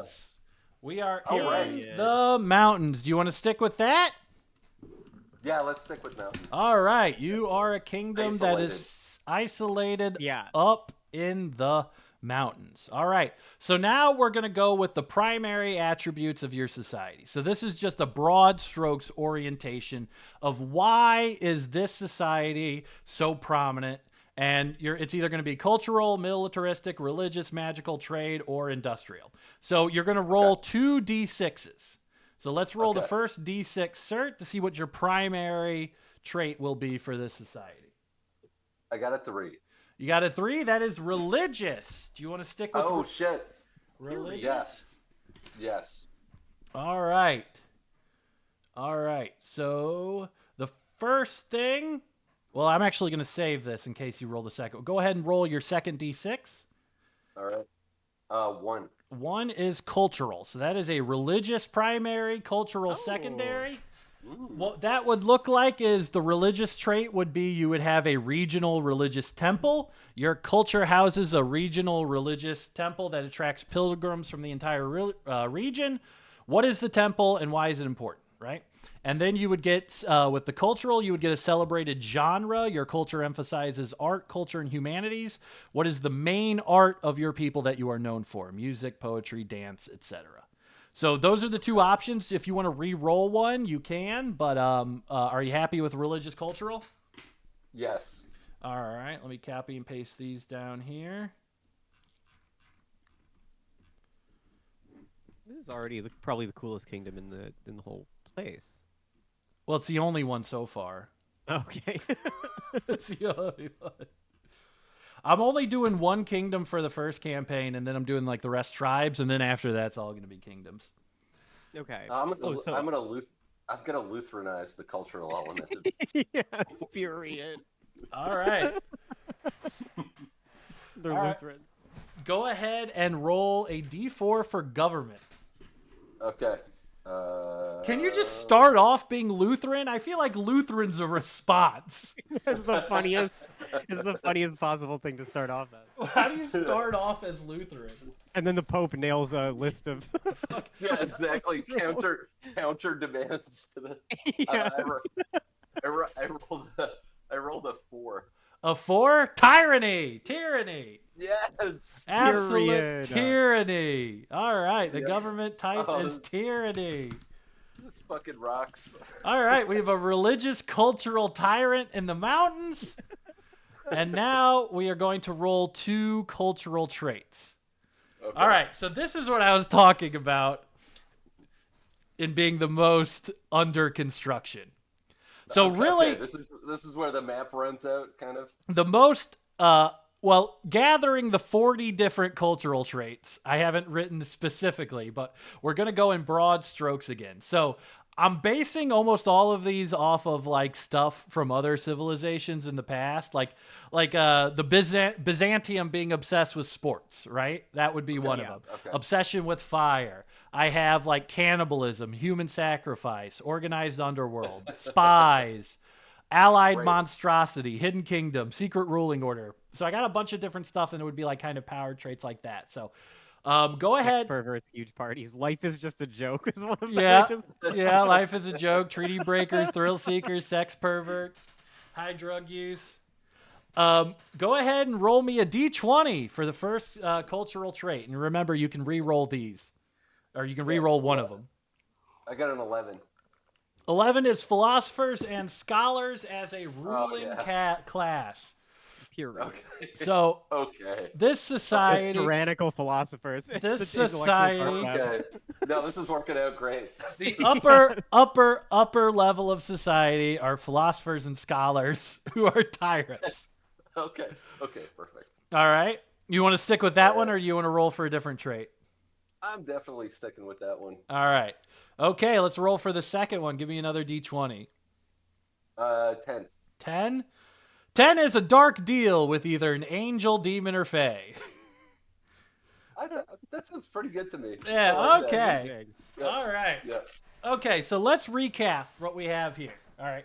This is a culture that is based in the mountains. You guys are an important religious regional center and also important culturally. All right. So I would say, even beyond the tyrannical stuff, the main elements of your society are pretty palatable to most people. All right. How do you want to incorporate, do you want to go in order, or do you want to kind of talk about the whole list altogether first? Let's go in order. I think Okay. because I think I've got a pretty good framework that works with Enya as a god. Okay. So in terms of being in the mountains, what kind of aesthetic are we thinking here? Are we thinking like high, hidden up in the mountains, protected? Are we thinking of like Inca style? I'm thinking of like almost like Austrian village. Period. Yeah, we've got like a 3-story apartment block built into the side of the mountain out of like granite. We've got a little bakery, like up a winding staircase overlooking snow-capped peaks. It's like an Alps type. Yeah, but very gray. It's gray. Okay, cool. All right. It's raining all the time up there. Raining. It's like a Jason Bourne location. Yeah, exactly. It's a Jason Bourne location. There's a lot of cliffs for shenanigans. Everybody's wearing a nondescript maroon hat. Yeah. Yes. I fucking love that. That's my favorite part of those movies is like time to go fucking incognito. Time to get out a nondescript hat. As a man who shops a lot of Right. big and tall clothing, I've been really feel like I've been championing nondescript, non-anything clothing for a long time. I love to see it represented in Jason Bourne movies. Everybody there is wearing some kind of medieval-ish version of like off-brand Patagonia spaces.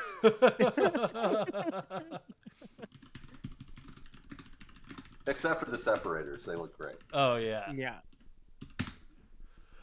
Okay, so let's talk about the regional religious temple. This is a religious society. You would have an important temple that lots of people would come. Everybody in the area would know about it. What do you want this temple to be like? Would you want it devoted to Enya? Do you want it devoted to a different god? I think there are maybe two, and one of them is like obviously the palace of the Unsatisfier. Like that's one temple that exists. I fucking love the Unsatisfier so You know, the much. Unsatisfiers. I That name fucking is a love. stroke It's of really genius, good. It's really. really Yeah. good. It's really good. The other temple is like a facts and logic basement that's like deep in the mountain, and it's super dank. It's moldy. There are a lot of like, it just like stinks in there, but you can't quite put your finger on what it is, whether it's food or seepage or Unwashed. The unwashed. unwashed. Yeah. With the why would somebody go to the Facts and Logic Temple? Because the entire society is kind of at war with itself. Like, on one hand, you've got the separated and the sort of magnificent glory of Anya and all that she represents. But on the other hand, you have a ruling class that is like equally obsessed with her, but obsessed with sort of ascent, like basically obsessed with dating her. So Yeah. Controlling her. controlling her, yeah, taming her, making her a treadway. Yeah. And their center of learning, is the facts and logic catacombs.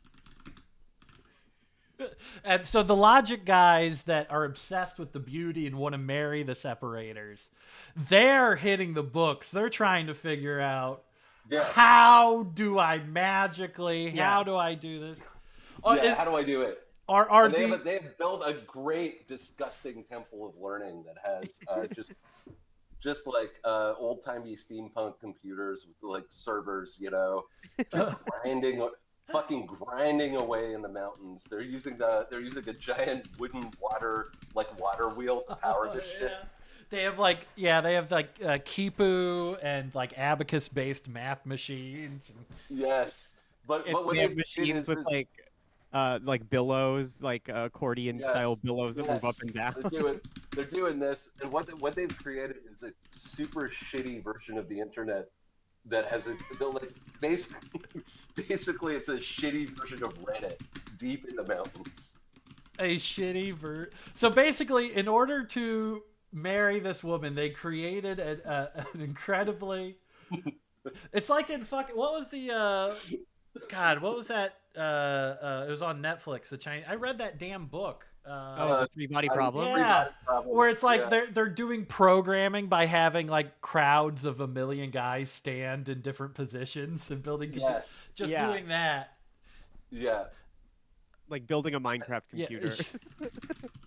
Yes, and if you join the order, you start as like basically a data drone. You're like pressing the same button or pumping the bellows over and over. Somebody has to give you Reddit gold before you can get eyed up. Yeah. You have to make a good post. Yeah, exactly. Yes.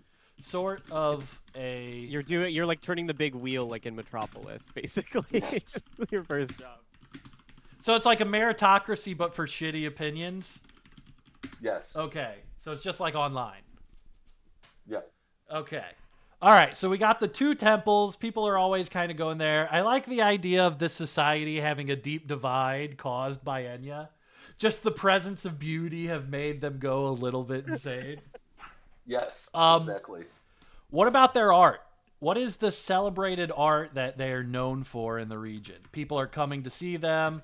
You would have famous artists either doing plays, poetry, music, dance. But it's got to be one genre. Their cultural product, this is where the Lutheranization comes in. So not unlike the explosion of printed material around the invention of the printing press, and they're famous for tracts, basically, like Lutheran-style tracts. Chick tracts. But Tracts? essentially like tracts, yeah, like but like blog posts, and they're just Tracts. printouts from the giant. Okay. They produce cultural track. So like it's a religious blend thing with the cultural stuff then. Yes. What are they writing about on these? Is it pretty much on Enya? Is it pretty That's all it is, really. pretty much completely focused? Does Enya even know about these? How does Enya feel about this? I don't know if she even knows about it. I mean, if she thinks she's so beautiful, then obviously she would kind of expect it, I mean, I think she's too cool for school. She tries to ignore all that stuff. Yeah. Like these are like worthy tributes to Enya. They think they are, but they're But not. They're like, Yeah. has any mortal man ever gotten? Has any mortal man ever succeeded? Paul Giamatti. Paul Giamatti Paul succeeded, Giamatti. yeah. Only character actors. She's got a type. She has got a type. She's only into character actors. And acting's not even the biggest thing. The biggest thing is writing these fucking Posting. Yes, posting is the biggest thing. but drama isn't popular. Honestly, it could be a thing that, like, since they do drama to make her cry, they just resent doing it. It's like work. They hate doing it. Yeah. Labor. It's total labor. But it's like the only place that the only place they do it, so that's why all the character actors live there, because they're the only ones who like it. Like, Exactly. All right. How do we want to deal with the ruler? So now this is going to be Hesse with you. Your child is the ruler of this society. okay. You guys can kind of collaborate together on this. Who is this ruler? Who is the person that founded this kingdom? They have to be the big person that set it all off and is going to have statues of them for hundreds of years. Okay. What if you had a like a man child and Yeah, that's what I'm You. thinking. Yeah, like and I cast him out, you know? yeah, I was like a bad mom. It kind of drove him insane, and He that's becomes why. like a conceptual James or Jordan Peterson type guy. Like, Yes, exactly.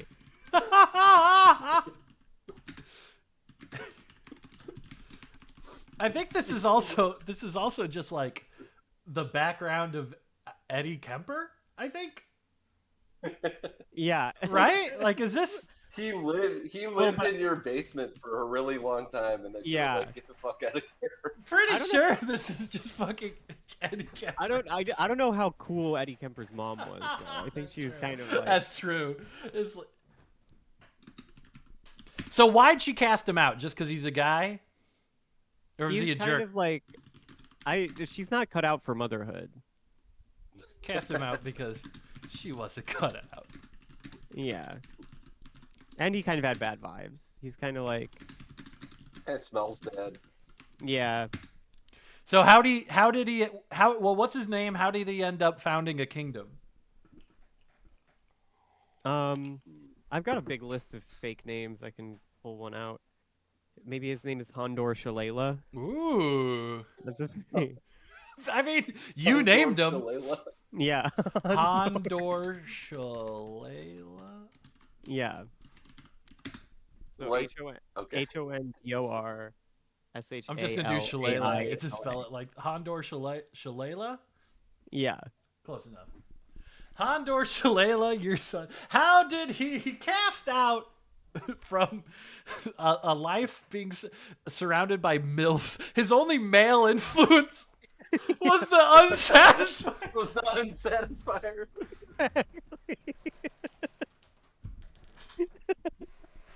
To watch like Oh my after God. And he was robot like- and he's like, the this guy's child cool go as from fuck. like a bronzed god Dude, I keep. to just a fat piece of shit who dies on the toilet. Oh my God, the unsatisfier is so. They moved the Satisfier to the toilet to die, by the way. He has to die on the toilet. The unsatisfier is so good. Oh God, I love. Okay, what caused him to be like, all right, everybody, I'm in charge? What was the event? He founded it on a mountain. You know, in terms of like, we can incorporate some of the traits. Because somebody made a dark deal with an angel, a demon, or a fae, or any kind of spiritual force. So we Yeah, could maybe some have deal. the founding of it be Yeah. related to that. So maybe he makes a deal with a demon. Okay, so Maybe makes a deal with a demon to get out of his mom's basement and basically Minecrafts this city into existence. But the temple already exists there, so he has to kind of. That's why it's in the suburbs. He's Okay. Yeah. moved the center of the city away as far away from his mom as the demon will let him get. Yes.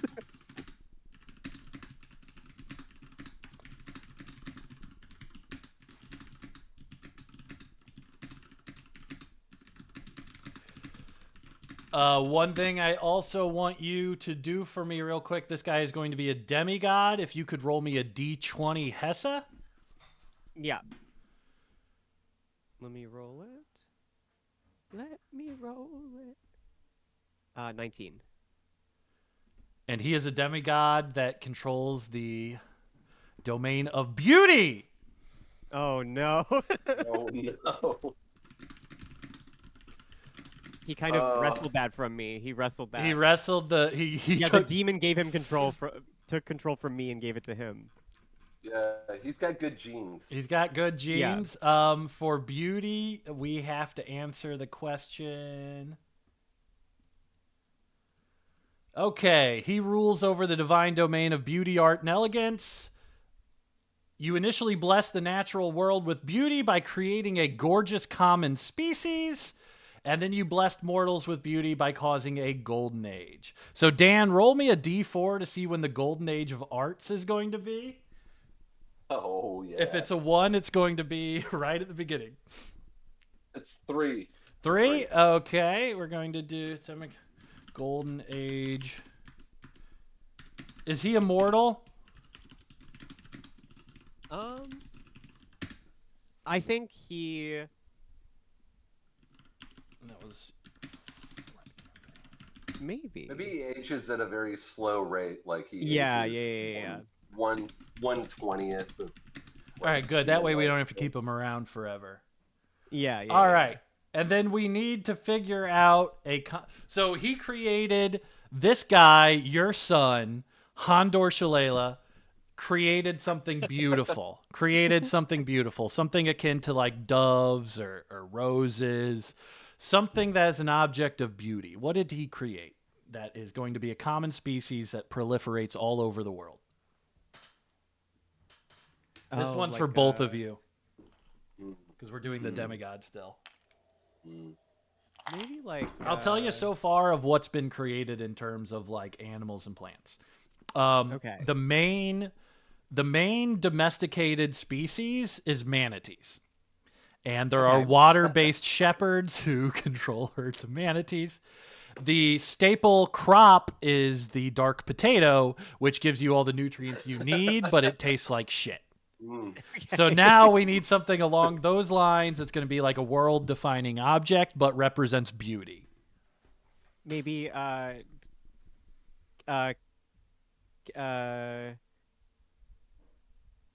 ketamine flower. And Hondor Shalala, because he loved this planet so much, created the ketamine flower. What does the ketamine flower look like?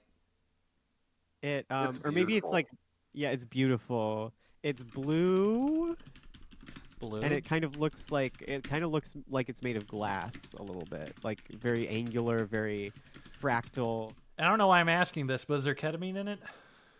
Yeah, but it gets Yes. you really high. It gets you like fucked Gets up. you high. All right, let's rename ketamine flower to something less on the nose. How about hmm. Hondor. It could be like named after him. It could be like Hondor's petals, or Yeah. Let's just do Hondor's flower. I don't think he's the smartest Yeah. guy in the A Hondorchid. Hondorkid. Oh, that's pretty good. Hondorkid. Hondorkid. Yeah, Hondorkid's good. Such an ugly name for such a beautiful flower. Hondorkid. This should be like this planet's like opium crop. You know. Yes. Like Yeah. wars will be fought over it. It's spice. Great insurgencies. It's the spice. Yeah. He Yeah. thought it was just pretty. He didn't even know it got you high. He messed up. Yeah, he's Yeah. never gotten high on it, but everybody else is just He's like, straight thanks. Thank you so much. Yeah. He is straight edge because his body is a temple. Yes, exactly. Well, He's a nofap guy. He's yeah, just like because I also want like all beauty reminds him of his mom. Yes. yes. All right, let's talk about this demon. Let's talk about this demon he made a deal with. We haven't described demons yet. Demons have not shown up yet. So Okay. I feel like the So this is best the way first demon. of doing this is Yeah. tell me what demons are like in this world. They're extremely sneaky. Yeah. They're very beautiful but very sneaky. Yeah. They're twinks. They look like twinks, basically. What color skin are we? Are we dealing with classic red? Do they look humanoid? Do they look like demon? Like what are they? How human do they look? I think very pale white, like the Cenobites in Hellraiser. Yeah. Exactly. They're like Cenobites. What do they dress want? like Edward Scissorhands, kind of. They're twinks. What do demons want? They want to be loved. Yeah. Demons just want to be loved. Yeah, they want to be loved, but they are kind of they hate women. They hate when women get attention. They want everyone to be gay with them. They want everyone to be gay. Demons are gay and they hate women. Yeah. Demons are gay and They kind of that's Yeah. their are that's their there agenda. demon women? No. So really, we have a very cut gender line of morality, of beautiful angelic undead milfs and evil gay demons that dress like Edward Scissorhands. There could be some woman demon. There are some women. No, everything's canon. Canon. And besides, we could have devils. Devils could round it out. They're different from demons. Yeah, they're devil. There could be Yeah. devils. Yeah. You know. Female These demons devils. are just they're gay guys that hate women. What Yeah. Demons are typically eating guys, they're drinking blood. Do they do any of that? They do any classically evil stuff? They do like They want the- Hellraiser stuff, I think. Sometimes. Yeah, exactly. And they love to party. Yeah, they love to party too. In terms of like, a lot of the other stuff, it'll be like, okay, they're obsessed with like collecting souls or something like that. Are they doing that? Or are they just really kind of fucking around in the world?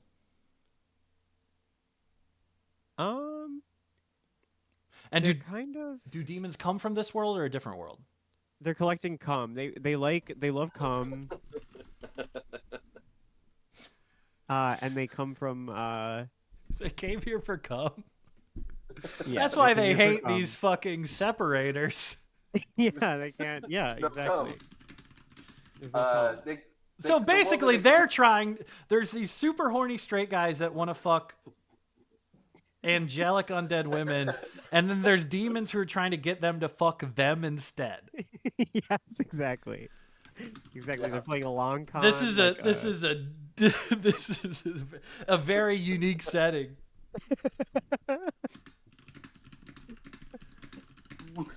I think like if I would have shaved my head and had the exact same lore, people would have thought this came out of an immense place of hate. If I looked slightly more Republican, this could be very bad.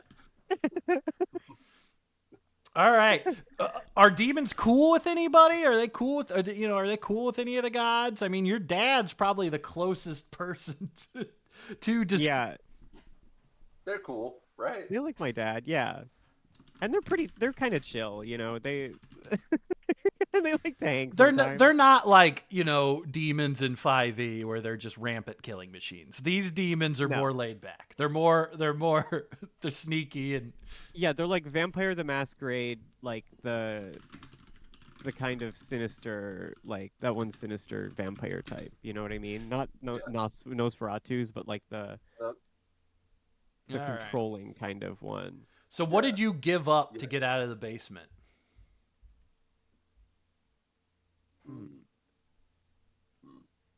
The demon would have to still have leverage over you somehow. His penis. You gave up your penis to escape? Yeah, the the demon has his penis in a glass box. Yeah, in the Cenobite dimension. Yeah, It's basically like if you go to the Twink Cenobite dimension, instead of seeing like a human being tortured, you would just see this guy's penis being yeah. being See, with a played or whatever. CBT like ball rig kind of on it. Yeah, exactly. Yeah. So his penis is just like in a jar in a different dimension. Yes, being tortured. And these can he twink can he demons. can he feel his penis being tortured? He while- feels it. Yeah, he feels He it. feels it. He feels it. He's learned to kind of tune it out. Yeah. He can feel it. I can't wait for your first campaign. in Oh this my one. god, these demons, man, are gonna be like, fuck me! Fuck me! I need it! Fuck women! Stupid! Women suck! Fuck me! I They're feel like just there's a few cool they're demons. just the Spartans. Yeah, there's some cool Yes. demons going on.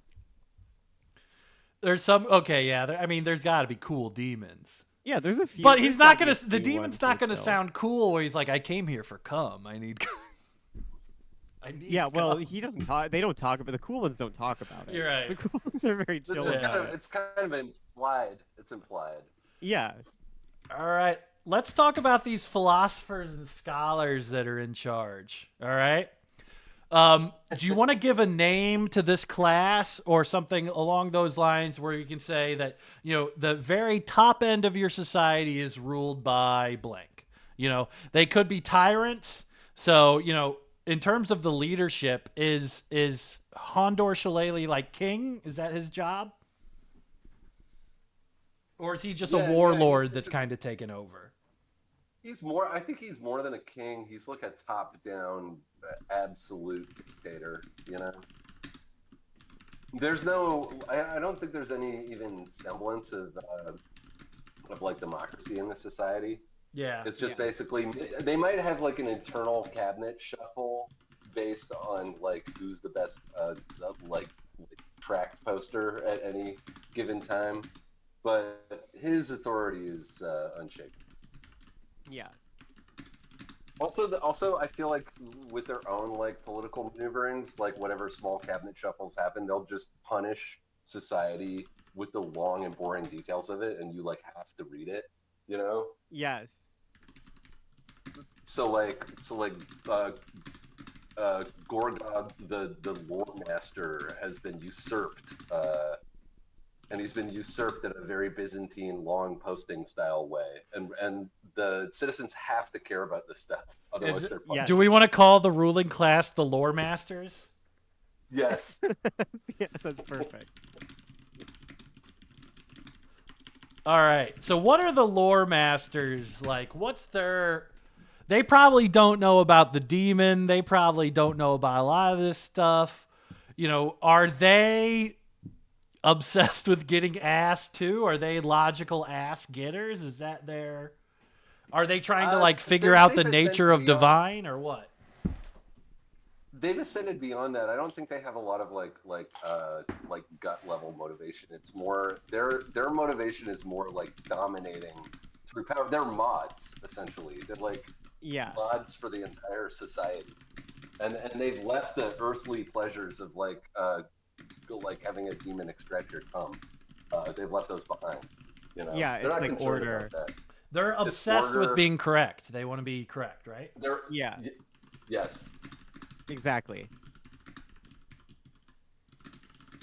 Oh my god. Is this like... Are they just fucking arguing all the time for fun? Yeah, they're Oh, yeah. arguing all the time. Oh. Constantly.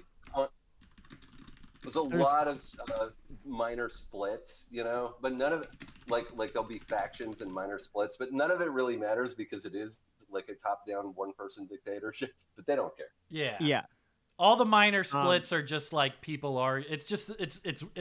I'm just taking web forums. I'm taking like 2009 era web forums. yeah, They're arguing about doctrine. They're arguing about like the way, like post. They're basically arguing about posting. Yeah, are you doing it correctly? Yeah. Not even the content, just the form. Well, there's a lot of weird stuff going on to argue about. I imagine they're gonna be busy. How do these guys interact with regular day-to-day people? They hate them. Yeah, They they just hate them. despise. Like they're mean to service workers. Like, Yes, they never ever tip anyone. yeah, They never clean it. They never clean anything up. They're just Yeah. like, yeah, All right. complete and utter disdain for the populace. yes, All right. I imagine that we're having them be a ruling class. They probably have like their own. They'll probably have like land rights and stuff other people won't have. yeah. They Yeah, like they could, they, All right. Okay. And I oh, feel actually, they should have the inalienable right to legally banish anyone from the city for any esoteric reason. You know, Ooh. like yeah, they can banish non-war masters. yes, One of my favorite things about like Rome was that like they could just vote for you to get kicked out of town. yes, Yeah. And it's just like Yeah, every once in a while exactly. you just like if you were a politician and like 30% of the city like loved you and 40% of the city hated you and they would just vote. They just get your ass out of town. My favorite thing is when Yeah. they would only be allowed to vote one guy out at a time, so it would be like an election to be like we got to get this guy out. This guy fucking sucks. Like Yeah. banding together to kick somebody out of town is very funny to me. and but I feel like there has to be some kind of mechanism that prevents them from kicking every woman out of town. Oh yeah. So maybe like the separators have like they kind of It could be like. I It could imagine be like if they ever. oh, go ahead.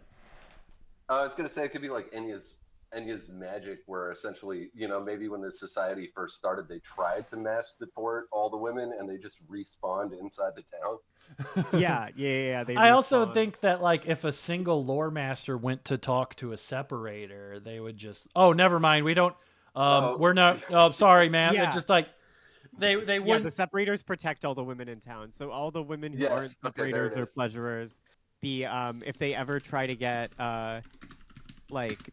kicked out or attacked by any of the men, the lore masters just cannot look the separators in the eye. yeah, they're so No. beautiful and they're like. Also, I feel like there's like the demons have like a debauched kind of neighborhood that's hidden like Yeah. inside the mountain, Yeah. where everyone can like party and hang out. So if we're getting this town correctly, right? If we have there's a neighborhood of beautiful undead MILFs. There's Yeah. a neighborhood of kinky women hating gay demons. Yes. Yes. Okay. At the main They don't hate women like fully outright though. Right. It's very subtle. It's very subdued hate. right. We've got Like, they two, can two talk to and factions hang of out with women them. haters here. Yeah. Yeah. We have the straight men who hate women. We have the gay And then the men gay who men. Yeah, hate yeah, women. yeah. Exactly. All of the factions are like gender and sexuality based. Like there's going to just be like a secret lesbian thieves guild. Yes. There has to be a lesbian force that rises to oppose. We'll make the devils lesbians. Yeah, absolutely. Yeah. There you go. Oh man, that's gonna be great when that works out and we have to make all the angels straight white men. Perfect. Perfect. All right. Okay, so right now, just to recap, we have a mountain Austrian style village, right? Like a Jason Bourne location, very wet, very gray, sort of in the Alps, right? It's a regional religious Foggy, temple. misty. There's two temples, one for the unsatisfied and one for the lore masters, really. You have the separators temples and then you have the kind of lore masters temple there. You guys are obsessed with cultural tracks. It is a posting-based culture run by mods in a medieval Bronze Age society. basically everybody's obsessed with Enya and wants to sleep with Enya, but she only sleeps with character actors. Yes. The tyrant leader of the town is Hondor Shalele, who is the son of Enya, who made a deal with the devil to get out of his mom's basement. He is also a demigod of beauty. What? Who should he look like? Like, if he's beautiful, he's got to be handsome. Like, what kind of handsome is this guy? He looks like Elaine Delon, maybe. He looks like. Yeah. Man, That's do you perfect. know any fucking hot guys that have normal, like, Elaine Delon? ALAIN space DELON. You went way too fast. No, ALAIN. Thank you. Don't wait. Elaine, what is it? It's ALAIN space DELON. Because I feel like he is Hondor Shalele, like kind of like in real life. Definitely like a weird, like dickless fascist. Yeah. That's a very handsome man. I just saw like a stunning young man staring directly at me. Yeah, exactly. Oh God, this one here with the cigarette. Look at this one here. Oh my beautiful. God, yeah, look at that. Yeah, he's one of the most beautiful men of all time. Okay, all right. He looks like Elaine Delon. Piercing eyes, gorgeous man. Probably have him be around for a while. Okay. Personality-wise, anything else I should know about Hondor Shalele's personality? Is he a dick? Yeah, he's a total. Yeah. Okay, Yeah, he's a total asshole. dick. He sucks. Yeah. He doesn't have a dick. Yeah, his dick is But he in is a the dick. realm being permanently tortured. The god of beauty's dick is permanently being tortured. It's in the Hellraiser CBT dimension, always. That would suck. Not only is your immortal mom the hottest chick of all time, but your dick's in another universe getting tortured. And you fucking traded it away to start this. Dude, this stupid, king, if anyone comes to this king, you don't want my problems. Exactly. It's got to You be don't so... want to know what I'm dealing with right now. I can't even fucking talk to the Unsatisfier right now.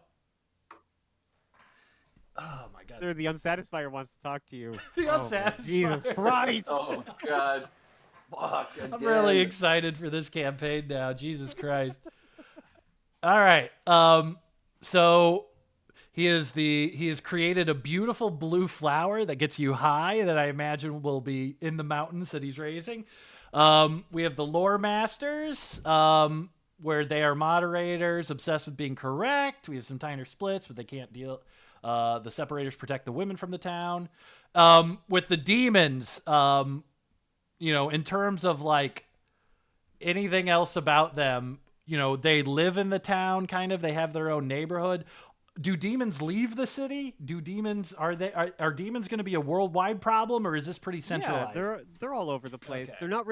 They're not necessarily a problem inherently. They're kind of like neutral, chaotic, like.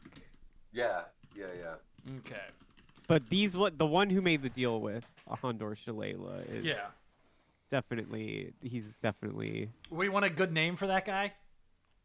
For the demon. I have been using this as a big bad in a campaign, and I would mind continuing it. I just have the demon of my campaign named the Million-Year-Old Demon. that's pretty good. Pretty good. And it kind of is me bringing in stuff, but I haven't suggested anything yet. But Yeah, that's good. I already have a villain named the Million-Year-Old Demon that I like using a lot. That's a really good name. That's nice. Last thing I have to ask about the demons. There's no fucking multiverse in this because the world's like an ant jar with a big furnace at the bottom and a big fake sun. There's no multiverse. So where did the demons come from? The basement, the sub basement of Andrew's Gods bar. Yeah. That's where They come from the sub basement of the bathhouse. of Yeah. Caldwell's. Yeah. Yeah. So Caldwell's bathhouse. so demons come from the bathhouse. Yeah, they grew like So mushrooms so in the sub Yeah, basement from the they water, budded from the from it. moisture. Yeah. Yes. Yeah. okay, they They grew hatched from like the a fully they grew formed- from the water, but it is canon that the water in the bathhouse is Zoth's body. So, Oh shit. Yeah, so they grew from Zoth's body a little bit, like it. yeah, Zoth would have no problem with these guys. All Zoth does not care they're about like- death. All he cares about is more life. I think they're pretty cool. I don't think they're necessarily Yeah. super evil. I think I would hang with the demons. People love hanging with the demons. I think these demons would just constantly be hitting me up for my cum. It'd kind of be like, Yes, they are very. dude, They're They very. it's They like just you want just to make their come. little deals, party, and get some, and Get some cum. collect cum. You know, when you Yeah. see a drunk guy That's it. walking around aimlessly in the demon part of town, you know what he's doing. Yeah, exactly. You know what he's That's doing. he's there for. He's struck out at the tavern. He's making his Yeah. way. You see a lore master wearing a fake mustache. The Oh demon my part of- god, yeah, the Yeah. lore masters are Totally, fucking. yes. Oh, the lore masters are banging demons constantly. Yeah. 'cause Oh, they're like yeah. hot little twinks. They're like, this is perfect. We're not gay, but we hate women. Yeah. Yeah. Well, they would just be. Yeah. All right. Okay, let me see if there's anything else. Like we there are missed. tracks that are like it's not gay. Why it's not gay Oh. to have sex with a demon? Like, Okay. So there's one last thing we have to cover, and then this kingdom is all set. So the foundational event. So sort of like the myth that is told in the city of how the city was formed. We know that Hondor was able to found the city with the help of a demon. But in terms of like getting people there, in terms of showing up, what is like the foundational myth? It's built on a mountain. Why that location? Something along those lines. I What think. was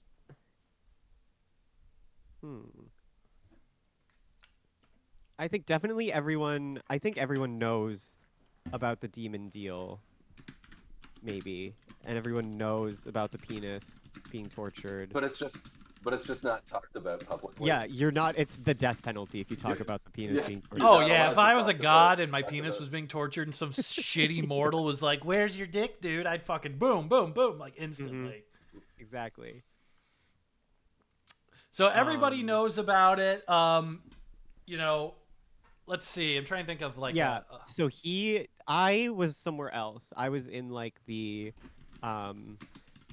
the Valium. I was in Valium with Hondor, like raising him, and he kind of tried to get away from me by going to the furthest place possible, which is the highest point in the world.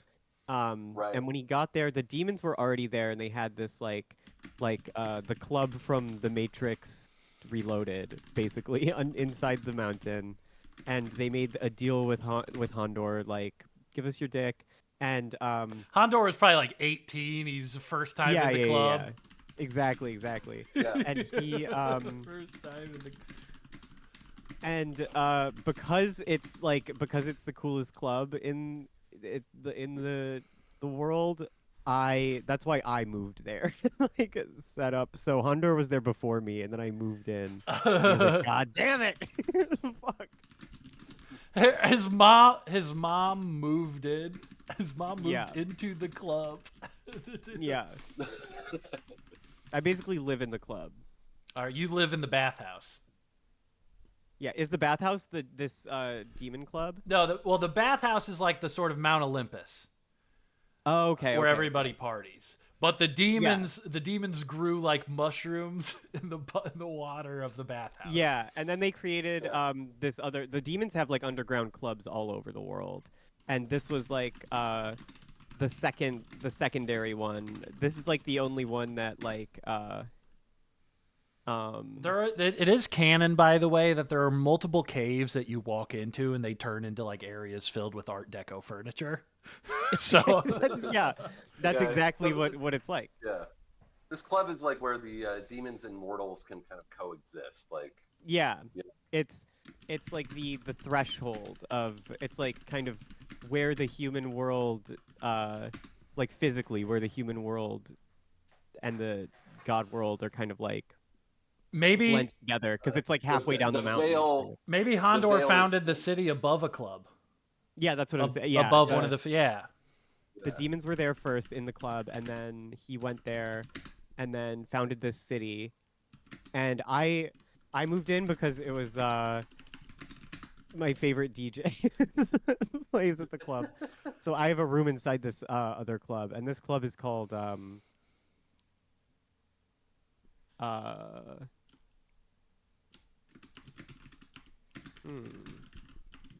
All right, what kind of name are we looking for here? Is it going to be like very cool Berlin sounding, where it's like a single word with emphasis? It's called Heaven's Tilt. How about? Ooh. It's pretty good. Now, do people know about Heaven's Tilt in this town? Yeah, of course they do. But not all of them can get in. You have to be cool to get in. And you also have to climb up really, really high. It's actually physically really difficult to get there. Yes, it's tough to get in. Like very dangerous to like trek to Yeah. the club. You'll But see, sometimes like, sometimes the unsatisfier makes all the pleasurers like carry him up to the club in a big.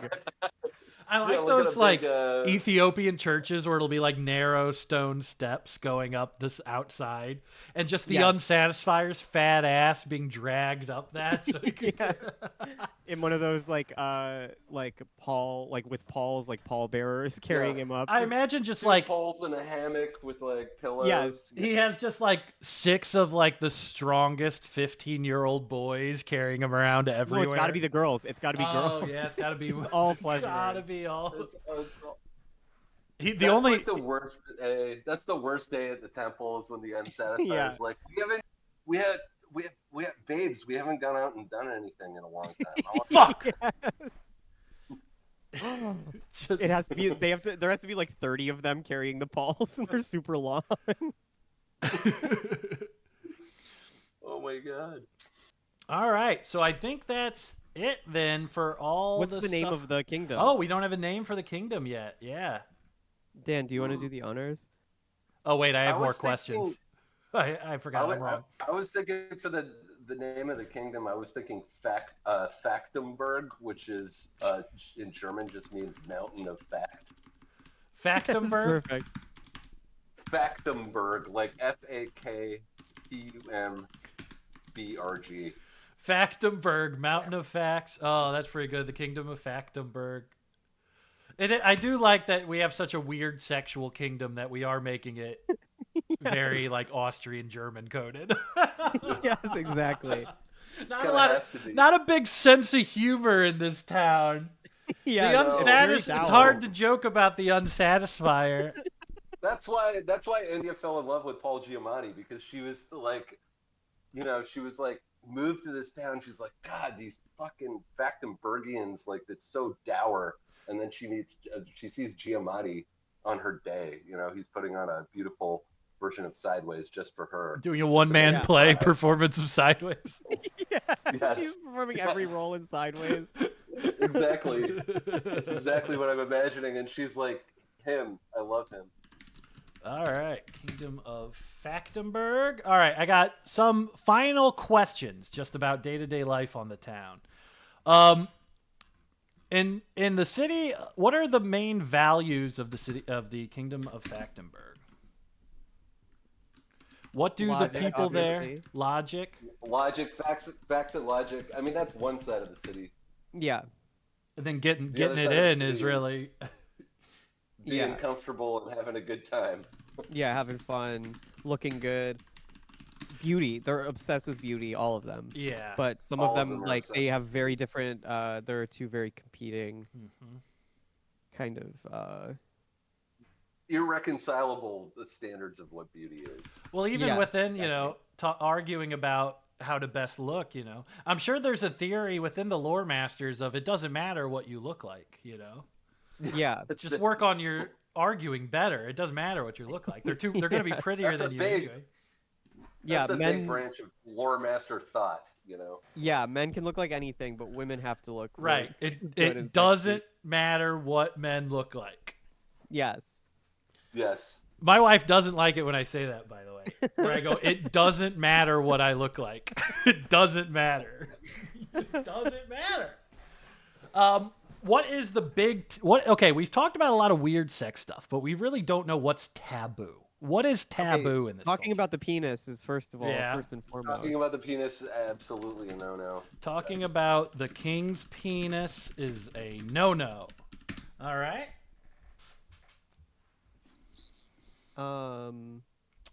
What about like the normal people, the non-lore masters, the people that are just stuck living in this shitty town? What would they hate to see? They hate tourists who come to visit the club. Yep. They think they're really annoying. Just any fakers, phonies, anybody pretending. I feel like Yeah. because it's if you're trying to, Many. if you have all these people coming in, Yeah, and also the normal people are really turned off by all the weird sex stuff going on all around them. Yep. I think in the history of this place, there's recently been an influx of people from other parts of the kingdom, moving there and like trying on the Factenberg lifestyle. oh, so everybody who comes in because it Yeah. is important culturally and they instantly try to assimilate, kind of like how Rome was. Yeah. Yeah, exactly. Or how Berlin was in like 2005. Yeah.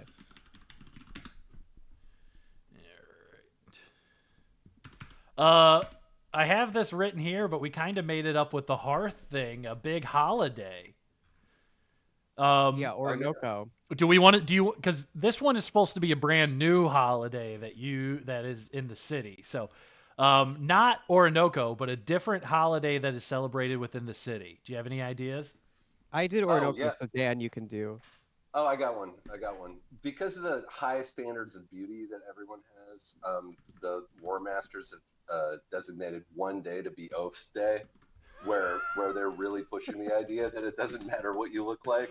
Oaf's So Day. everybody, Oaf's Day. So, or in the local parlance, Offenpog, and they like dress in pickle barrels. And they have sort of competitions with each other, like who can eat the most apples in a row without throwing up, or Oaf's Day.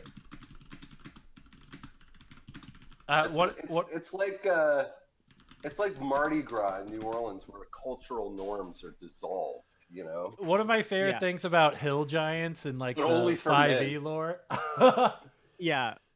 is hill giants in the 5e lore. Their leader is decided by who can eat the most food, which I've always liked. Yeah. That's That's exactly. amazing. Maybe this is what decides who the unsatisfier will be.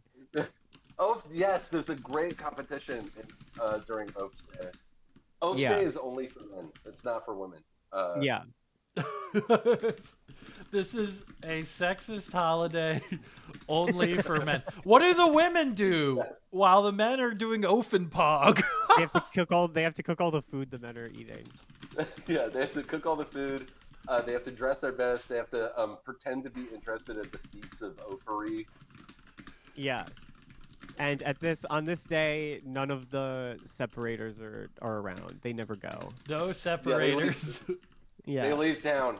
They always leave town on Offentag. Yeah. They go to the bathhouse for Leave their... town for a weekend on this day. Yeah. They all go to the bathhouse. It's They make funny, the pilgrimage the to fucking. bathhouse. It's also maybe they all leave, and maybe they leave the unsatisfier alone. They could never. This is the only yeah. day where. because the pleasurers have to be. Oh yeah. Pleasurers have So to, do the pleasurers have to? Okay, do they take the unsatisfier on a trip with them? No, the pleasurers don't go on the trip. The separators do. Oh, okay. Yeah. Oh shit! Maybe Offentag is also secretly the day that the unsatisfier dies every year. Yeah, they try to get the unsatisfier to die that day. Yeah, like it's that's the best they can hope for culturally. It's like Yeah, Maybe if they kill him on this day. it's like Groundhog Day. It's good Yeah. luck if this unsatisfier Yeah. dies on this day. That's it. Yeah. There has to be a real fear of people that when they die, they're going to get sorted incorrectly because of this. Like they're always a little chance that you're just unjustly going to hell no matter what. Yeah, Yeah, and that's absolutely. why on Oath's Day everyone goes crazy because they're like, if the Unsatisfier dies, then Yeah. I'm definitely I get my I'm free pass. safe. Yeah, Yeah, I so get it's like Oaks Day really descends into like it's a gamble because you don't know if the unsatisfier is actually going to die or not. But everybody descends into like a purge style sort of orgy of debauchery. Like if you're just doing lethal amounts of the flower, Yeah, uh, uh, Hondorkin. yeah, Hondorka jumping off the highest point into the lake, yeah. Yeah, uh, eating turkey leg after turkey leg. It's there's a but this big. is fairly non-sexual then. No, It's no, more. this is Yeah, more yeah, yeah. gluttony, just pure gluttony. And if you happen to die on the day that the unsatisfier dies, then yeah, you've cheated a fate worse than death. Yeah. Yeah, and there's a lake in this town, by the way, called Lake Lady. Like lady, Yeah. Can I make a Um. suggestion for Lake Lady? Yes. From from the top down it looks like a lady. Yes. yes, Absolutely. And It a looks like beautiful lady. yeah, it looks like a mud flap outline of a lady Mud like flap. throwing her hair back. Yeah. Yeah, Um. Also, I feel like a fun thing that you could do, Branson. It's up to you for the campaign, but maybe like the kingdom is in turmoil because like Oh, this for the kingdom's in first time turmoil. in yeah, for the first time in forever, the Unsatisfier has been alive for like 5 years and just won't die. yes, Oh, this is great. oh Yeah, man. Yeah. and all It's the pleasurers are kind of panicking. They're like, I And don't know if I can keep doing this, man. Like, they're exhausted. They keep feeding him and feeding I him. mean He keeps yeah, wanting to go to the club more and he's more. huge. Yeah, the He's the become most a interesting DJ at the club. the yeah, most interesting With a thing to monthly me night. is like the city is this weird like lean-to building where it's like nobody really likes each other, but the philosophers are leaning on the separators are leaning on the demons are leaning on like the normal like it is a very messy society we have here, so I think it'll be very easy to figure out how to incorporate this. yes. Yeah. All right. I don't think there's nothing else. Oh, okay. Is this civilization warlike? No, I don't think so. Yeah, Right? they're very yeah. No, I don't think so. They love to the lore masters love to critique other societies that are warlike, and they have reams and reams of like posts about, well, I wouldn't have done it that way. Yeah. They're Yeah, yeah, masters yeah, of yeah. foreign But policy. there are masters of foreign policy and OSINT. They're Yeah. great analysts. Like, yeah. But they won't fight. They'll Yeah. never fight because they're Superman at it. Well, Yeah, They but they never love quoting actually the Art got of War. Yes, exactly. They never got it together to form a military. So yeah, okay. So the reason why they're such a powerful society is just because of their religious and cultural influence. Yeah, yes, All right. and because there's no one really tries to fuck with them because they're so isolated in the mountains. So they're like, it's kind of they a don't. natural safety barrier. They also don't really have any resources that anyone would want to take. Like they're culturally significant, but their resources are mass produced. You know, Yeah. Well, and they have they're the kind of like Hondorkids though, but those they are have the everywhere. I feel Hondorkids. like. Yeah, yeah, those are all over the world. Their Hondorkids, no greater or lesser than any other kingdoms, Yeah, yeah, yeah, except for they love to use them. yeah. Yeah. They love using them. Maybe there's another place in the world where the Hondorkids grow like in great numbers, and it's like, Oh yeah. I mean, I think like it would right now it's the best most obvious like cash crop tobacco style plant kind of, you know. yeah, Mhm.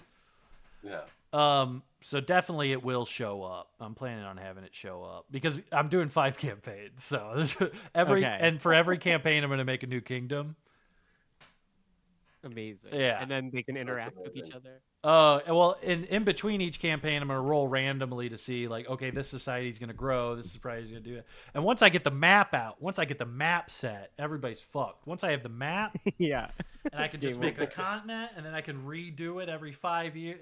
I got it all planned out. I got it. Yes, man.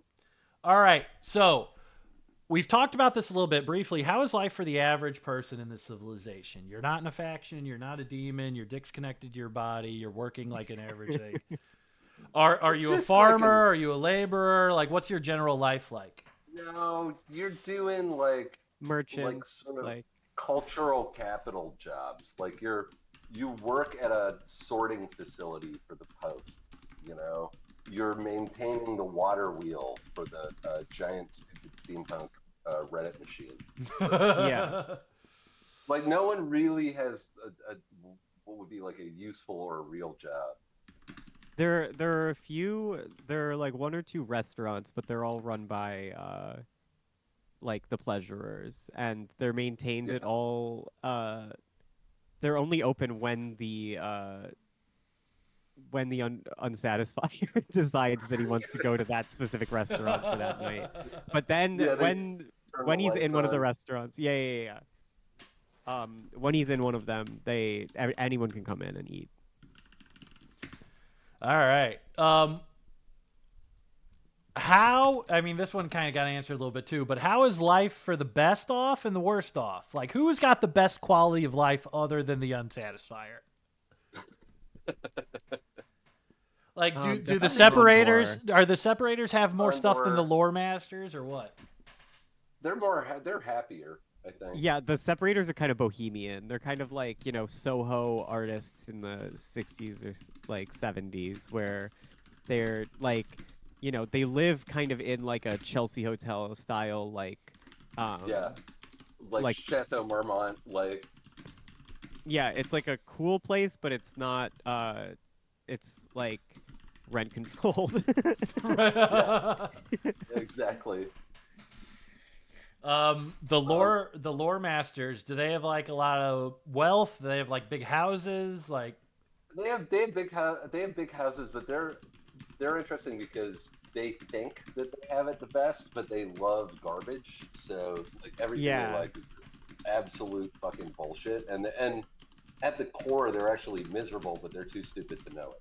Yeah, they have the best. They're like, oh, we have this amazing perfume that everyone loves, and they smell like shit, and no Yeah. one Yes. like they don't listen to any. If anyone's like that smells like shit, they're like, you don't know what you're talking about. Like, actually, this cost a lot of money and it's very Exactly. fancy. yeah. Yes. All right, the normal people, who do they treat the best? The lore masters? Is it does everybody just treat the separators the best? Yeah, they love the Yeah. separators. They also everyone treats the pleasurers pretty well, even though they don't really interact, except when one of the restaurants are open. Everyone One kind the of three restaurants. yeah. I think if the unsatisfier shows up in your house, it's now a restaurant for him. yes, Yeah, exactly. He can do that. There's no Fourth Amendment. Yeah. If the unsatisfier is there, it's his place. Yes, He's- exactly. The pleasurers are all of a sudden opening all of your cupboards. They're taking flour out. They're Yeah. making the biggest pancake you've ever seen in your life. Fuck. Well, your children are like, "Can I have some?" And you're like, "No, you No, the can't. unsatisfier's It's for that hitting guy." your kids. The unsatisfier's Yeah. hitting, just open hands slapping your He's like, kids. Veronica, and like one of the pleasurers takes a bag and puts it over the kid's head. Exactly. Oh, okay. That's all the questions we have. Then that's And, oh, wait, one everything more. there.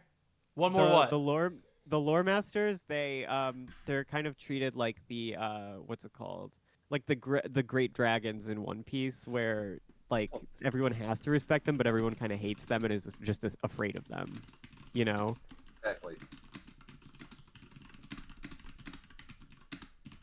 But because they're like their idea of being treated well is like no one's allowed to look at them or talk to them. Yeah. It just has to like Yeah. Everyone has to bow to me when they're talking. No one's allowed to make eye contact. Yes. All right. Okay, let's do a quick recap of both of them. Let's go take a look and do a recap of Hesse's God here.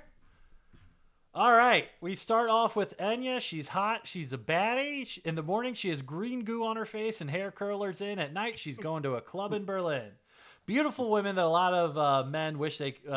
I wrote here, a beautiful woman that a lot of men wish was a boy they could bang, ? Crazy dress, bunch of jewelry, big old high heels. You get the idea. She has her own style. If you see her in the morning, you go blind and your penis stops working. Yeah. She is an enigma god. She does not get explained. She does not offer any explanation for her existence. She created undeath for the pleasurers. They don't like it anymore, but she finds it necessary to keep her cigarettes lit. When a pleasurer is done with their stint, they become a when a satisfier dies, they become... Wait, no. When Pleasurers a become becomes a separator. Okay, yeah. Pleasurers become separators. All right, that's why you created undeath, and then you created their other half, which are voids, which are kind of the outlines of them that they step out of. And it's kind of Enya's job to vacuum those malicious spirits up every once in a while, but they do get loose. Yeah. Orinoco is a holiday where you try to cheer up Enya. Kids go trick-or-treating, wear costumes, put on plays, and do soap operas, and then if she cries, it rains. The separated are an undead race of beautiful lesbian women. Sort of like elves, and they're standoffish. They feed off of socialization. And if they're left alone too long, they can go insane. Enya is... main source of power is the void and nothingness, a type of vacuum that can exist physically in the world. She names the vacuum Valium. It is contained within a 1950s style vacuum that you have. Enya is very forgetful, very depressed. Her holy order is the pleasurers, the nuns that have to deal with the unsatisfier. Her connection to the First Kingdom is a child born from lesbian sex that unfortunately turned into a man that she disliked. We are talking about the kingdom of Factumberg, which is on a mountain. Is Austrian-style village in the mountains. Alps types, very gray. A religious center that has two temples. One is the Palace to the Unsatisfier, and the other one is the Temple of Facts and Logic. It is a culturally celebrated area of tracks, doing cultural tracks, basically Reddit posting. The leader of the town is Hondor Shillelagh, a tyrant who made a deal with the demon to get out of his mom's basement and found a city. He founded a city on top of a club called, what was the name of the club? Heaven's Tilt. Heaven's Tilt. A demonic club that he built a city on top of far underground. There's a ruling class called the Lore Masters who are on top of everything. Hondor is the demigod of beauty who created Hondor Kids and is going to create a golden age of the arts in the future. And the foundational event of Factumberg is it is a peaceful kind of city built on a hill, a cultural religious town, and got a lot of factions at it. So, yeah, that's kind of everything with Factumberg. Do you guys got anything you want to say that I maybe missed in the recap there? Yeah, I think you forgot Enya is likes to mess with men and at party. Oh. Go to the club. I know that she likes to go to the club. It's very clear she likes to go to the club. Yes. She hates... She likes to mess with men. And she's a little bit... I feel like she's a little mischievous, too. A little mischievous. Man. Yeah, and her and the separators, they... they're like, we don't really get involved in politics, which is why... Non-political! Yeah. Which is why they let the lore masters just kind of do this. Yeah, they're not so worried about these guys. Yeah. But they do protect the women in town from being banished. Yeah. All right, so we have them as like undead MILFs as the stalwart protector of women in a very sexist, logic-based sexist society. Yes. All right, that was a lot of fun. I'm really, really happy with how these turned out. So thank you guys so much for doing this. I had a blast. Oh yeah, thank thanks. you. That Um, was awesome. for next week on Lore Club, we're going to be filling out the demigods. So I don't know who I'm going to have. I'm going to invite like 7 people and just be like, we have 17 demigods to work through. So I'm going to try to do rapid fire, take care of all of the demigods. After we do that, then we're going to start doing the tribe for the campaign. That's actually going to take place. And then we're looking to play in about January. So if you guys are interested in playing on Sundays at 2 o'clock, let me know. Because Yeah, I could be Enya. I'd love to have a cameo as Enya show up. I just knocked a glass of water off my desk. So Oh no. whatever. No. I'm going to go get a towel. All right, thanks you guys for being on. We're going to be back on. I'm going to be back on Thursday morning, but we're going to be back next Sunday doing another Lore Club stream. Thanks everybody for watching. Have a good one. Bye-bye. Bye. Bye.